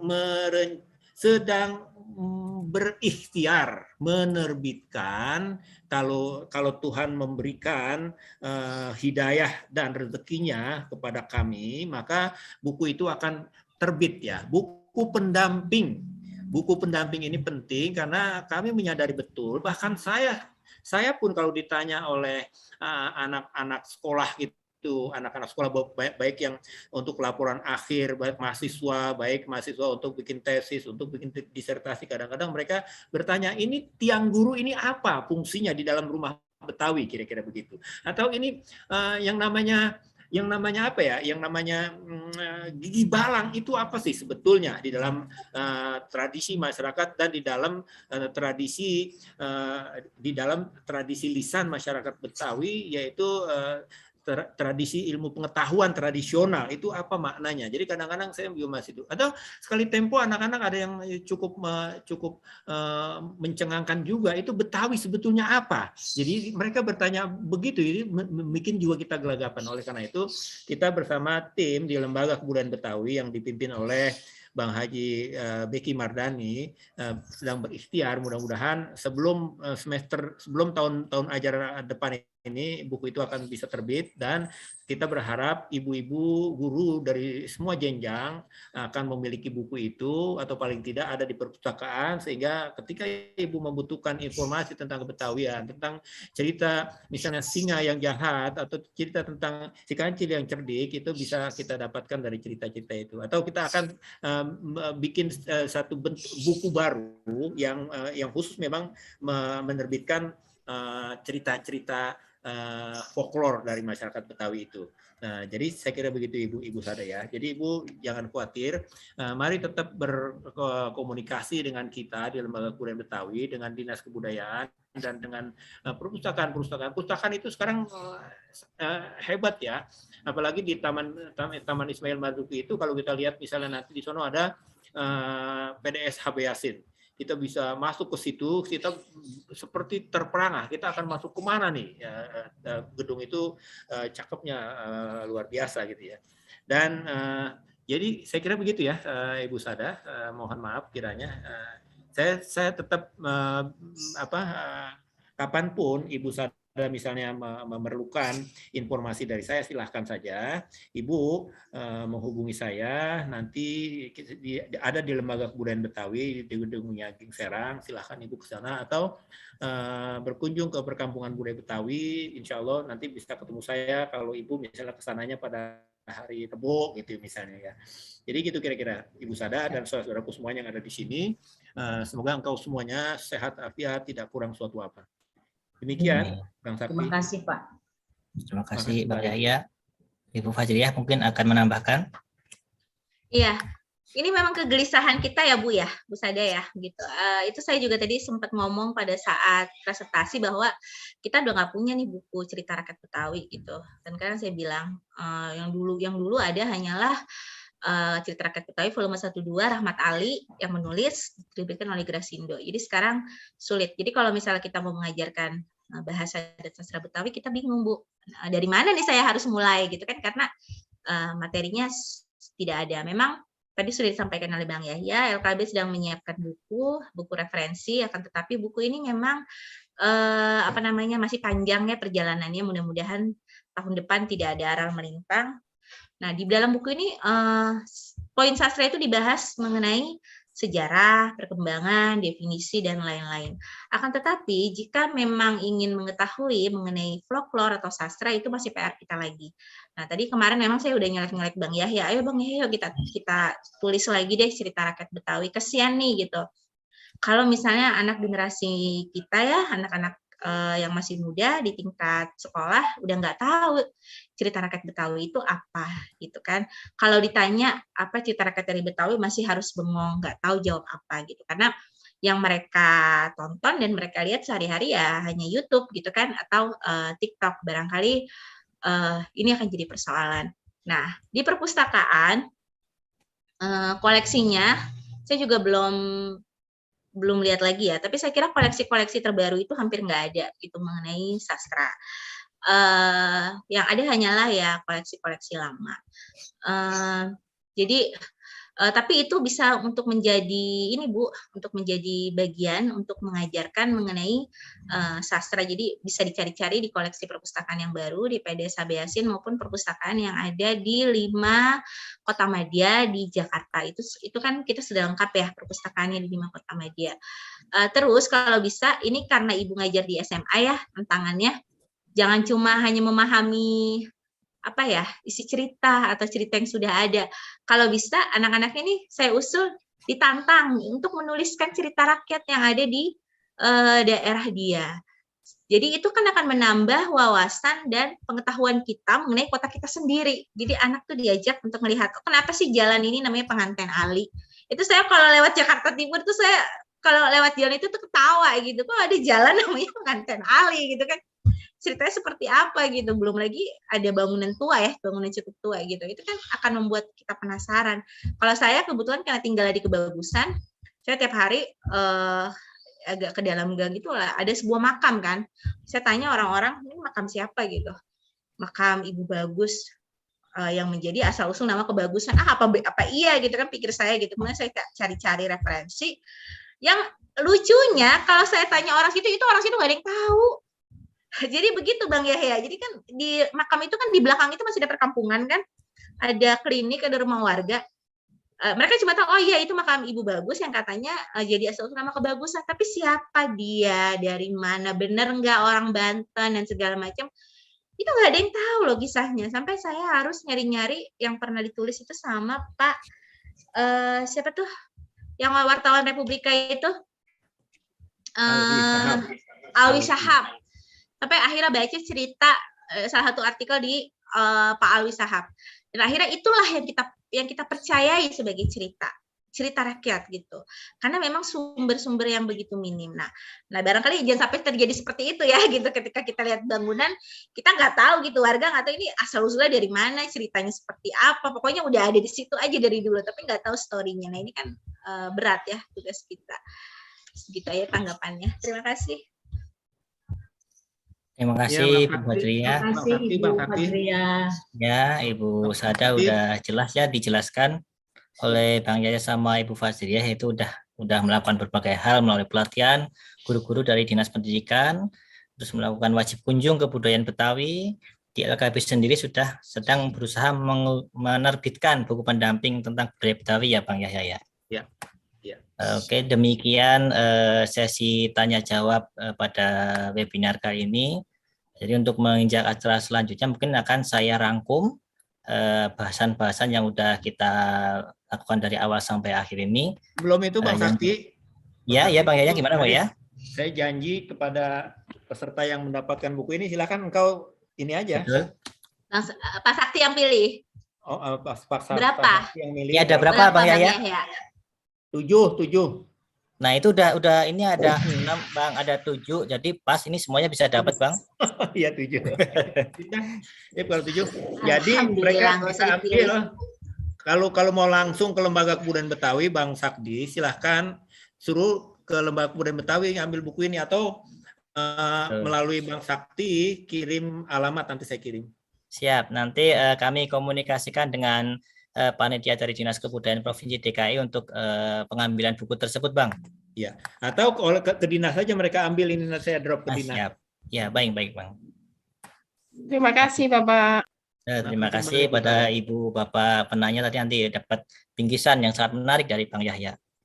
Oke, selanjutnya mungkin saya rangkum topik kegiatan hari ini. Yang pertama yaitu tradisi lisan termasuk Sohibul Hikayat ini merupakan bagian dari 10 objek pemajuan kebudayaan dan 5 domain konvensi UNESCO tentang Intangible Cultural Heritage atau warisan budaya tak benda. Terdapat beberapa jenis tradisi lisan yang kerap kita temui, yaitu lagu, pantun, pertunjukan, pidato, dongeng, dan sebagainya, bahkan mantra yang disampaikan secara lisan, verbal, atau bertutur. Jadi pertunjukan pun yang sudah disampaikan Bang Yahya dan Ibu Fadriah tadi, jika mengandung cerita yang disampaikan melalui lisan, dapat juga masuk ranah tradisi lisan. Antara lain tadi pertunjukan rancak. Termasuk Sohibul Hikayat ini, cara penyampaiannya, penyajiannya sangat beragam dengan cerita-cerita yang disampaikan oleh penutur, yang isinya tentunya berupa petunjuk, petuah, nasihat, bahkan sindiran atau kritik. Yang selanjutnya adalah perlu Yang selanjutnya adalah perlu adanya upaya pelestarian dan pewarisan Sohibul Hikayat ini kepada generasi baru. Jadi bagaimana mengemas Sohibul Hikayat ini agar dapat beradaptasi dengan era modern ini dengan tidak meninggalkan nilai-nilai yang disampaikan. Tradisi lisan ini adalah bagaimana memelihara, menghadirkan memori kolektif masa lampau ke masa sekarang yang disampaikan dengan cara lisan, bertutur dan bercerita secara turun-temurun. Seperti melalui cerita masyarakat Betawi yang tadi sudah disebutkan Ibu Fajriah seperti cerita rakyat Murtado, Si Pitung, Buaya Putih dan sebagainya. Dalam tradisi kan juga diperlukan seorang maestro, yaitu orang yang memang ahli dalam menuturkan dan nanti akan menjadi seorang guru yang akan menurunkan ilmu kepada generasi penerusnya. Sohibul Hikayat ini tentunya ada tukang cerita, ada ceritanya, dan ada pendengarnya, sehingga tradisi lisan satu ini dapat hidup dan disampaikan dengan baik. Bagaimana tukang cerita ini mampu menyampaikan ceritanya dengan gamblang, menarik, dan menimbulkan tawa bagi para pendengarnya. Selain itu, selain dituturkan, perlu juga dituliskan untuk dipelajari tidak hanya untuk masyarakat Betawi, namun juga oleh masyarakat luas. Untuk upaya pelestarian mungkin dapat saya sampaikan poin-poinnya agar tetap terjaga tradisi lisan ini. Yang pertama, perlu adanya pendidikan formal yang mendalami tradisi lisan, termasuk Sohibul Hikayat ini, baik dari tingkat kampus dengan adanya prodi khusus maupun dengan memasukkannya ke dalam muatan lokal pada jenjang pendidikan SD, SMP, dan SMA. Yang kedua, penelitian mengenai Sohibul Hikayat atau tradisi lisan masyarakat Betawi perlu terus digiatkan. Yang ketiga, perlu adanya buku pembelajaran atau rubrik rutin mengenai Sohibul Hikayat atau tradisi lisan tentang budaya Betawi. Yang keempat, perlu adanya acara rutin Sohibul Hikayat di berbagai media massa seperti TV lokal, radio lokal swasta, atau pemerintah. Jadi nanti akan menimbulkan kebanggaan bagi para pelaku dapat dijadikan bintang dan tentunya akan membangkitkan minat pada para generasi muda. Yang kelima, perlu diselenggarakan festival Sohibul Hikayat secara rutin baik tingkat provinsi, kabupaten, kecamatan, bahkan kelurahan. Yang keenam, perlu adanya partisipasi semua elemen termasuk pemerintah daerah, contohnya melalui kebijakan yang mendukung. Saat ini pelestarian tradisi lisan termasuk Sohibul Hikayat ini dapat dilihat sebagai kebutuhan yang harus diciptakan karena masyarakat belum sepenuhnya memahami pentingnya pelestarian tradisi lisan budaya Betawi, sehingga penelitian, kajian maupun tulisan yang ada dapat memetakan elemen-elemen tradisi lisan dan relasinya dengan masyarakat dan mengarah ke pengembangannya sehingga dapat menyusun strategi pelestarian yang baik. Itu beberapa rangkuman dan poin yang mungkin bisa saya sampaikan dalam sekitar 3 jam kita diskusi mengenai tradisi lisan Sohibul Hikayat ini.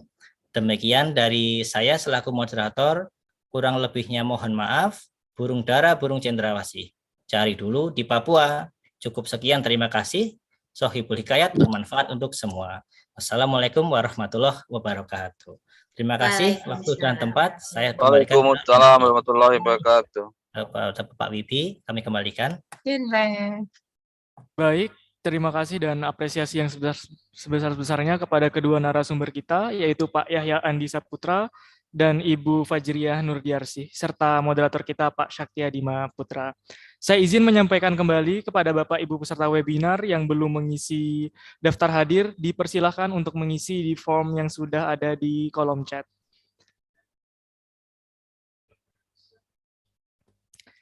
Baik, selanjutnya akan dilakukan sesi dokumentasi. Karena peserta pada hari ini sangat banyak, maka pengambilan foto akan dilakukan secara bertahap. Baik, Bapak Ibu peserta dimohon untuk mengaktifkan kamera. Sekali lagi kepada Bapak Ibu yang belum mengaktifkan kamera, dipersilakan untuk mengaktifkan kamera terlebih dahulu. Baik, saya akan memandu sesi dokumentasi ini dan kebetulan di sini ada lebih kurangnya 8 slide. Baik, saya akan mulai. Slide yang pertama, 1, 2, 3. Baik, slide yang kedua, 1, 2, 3. Selanjutnya, slide yang ketiga, 1, 2, 3. Slide selanjutnya, 1, 2, 3. Slide kelima, 1, 2, 3. Slide ke-6, 1, 2, 3. Slide ke-7, 1, 2, 3. Slide ke-8, 1, 2, 3. Baik, Bapak Ibu peserta yang berbahagia, sampailah kita di penghujung acara. Mudah-mudahan acara ini bisa kita ambil manfaatnya. Saya ucapkan banyak terima kasih, khususnya kepada pihak penyelenggara webinar pada hari ini, yaitu Dinas Kebudayaan Provinsi DKI Jakarta, para narasumber, para peserta yang luar biasa yang telah mengikuti acara sedari awal sampai akhir. Saya Wibi, selaku pembawa acara, memohon maaf yang sebesar-besarnya jika ada kata-kata yang kurang berkenan di hati Bapak Ibu peserta sekalian. Saya izin menyampaikan pantun untuk menutup acara webinar pada hari ini. Buah sawo, buah ceri, dicampur gula, enak sekali. Cukup sekian pertemuan kali ini. Semoga bisa bertemu lagi di kemudian hari. Wassalamualaikum warahmatullahi wabarakatuh. Waalaikumsalam warahmatullahi wabarakatuh. Bapak Sakti, moderator, boleh kami diinfokan Pak nama 7 penerima bukunya Pak? Diinfokan, jadi nanti Bapak Ibu penerima buku bisa menghubungi saya secara langsung.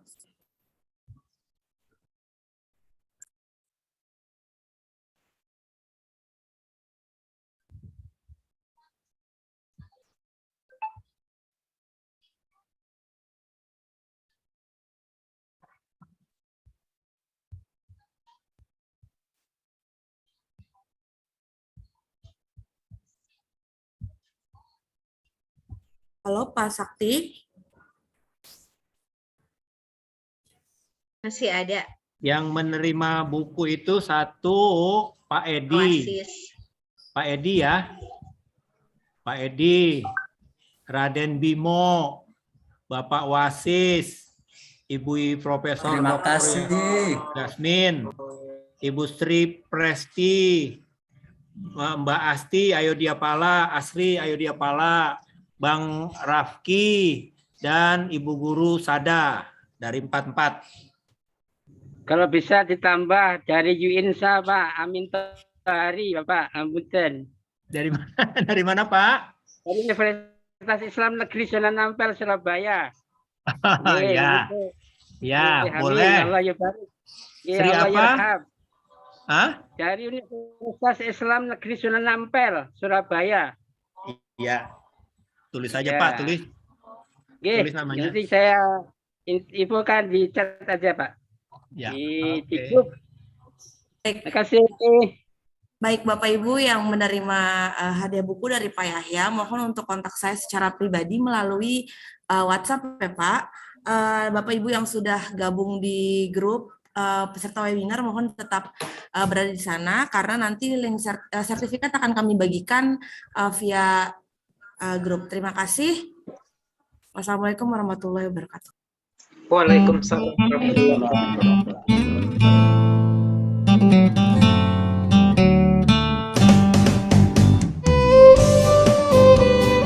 Terima kasih semuanya. Sampai jumpa. Terima kasih semuanya. Assalamualaikum. Pamit Bapak Ibu.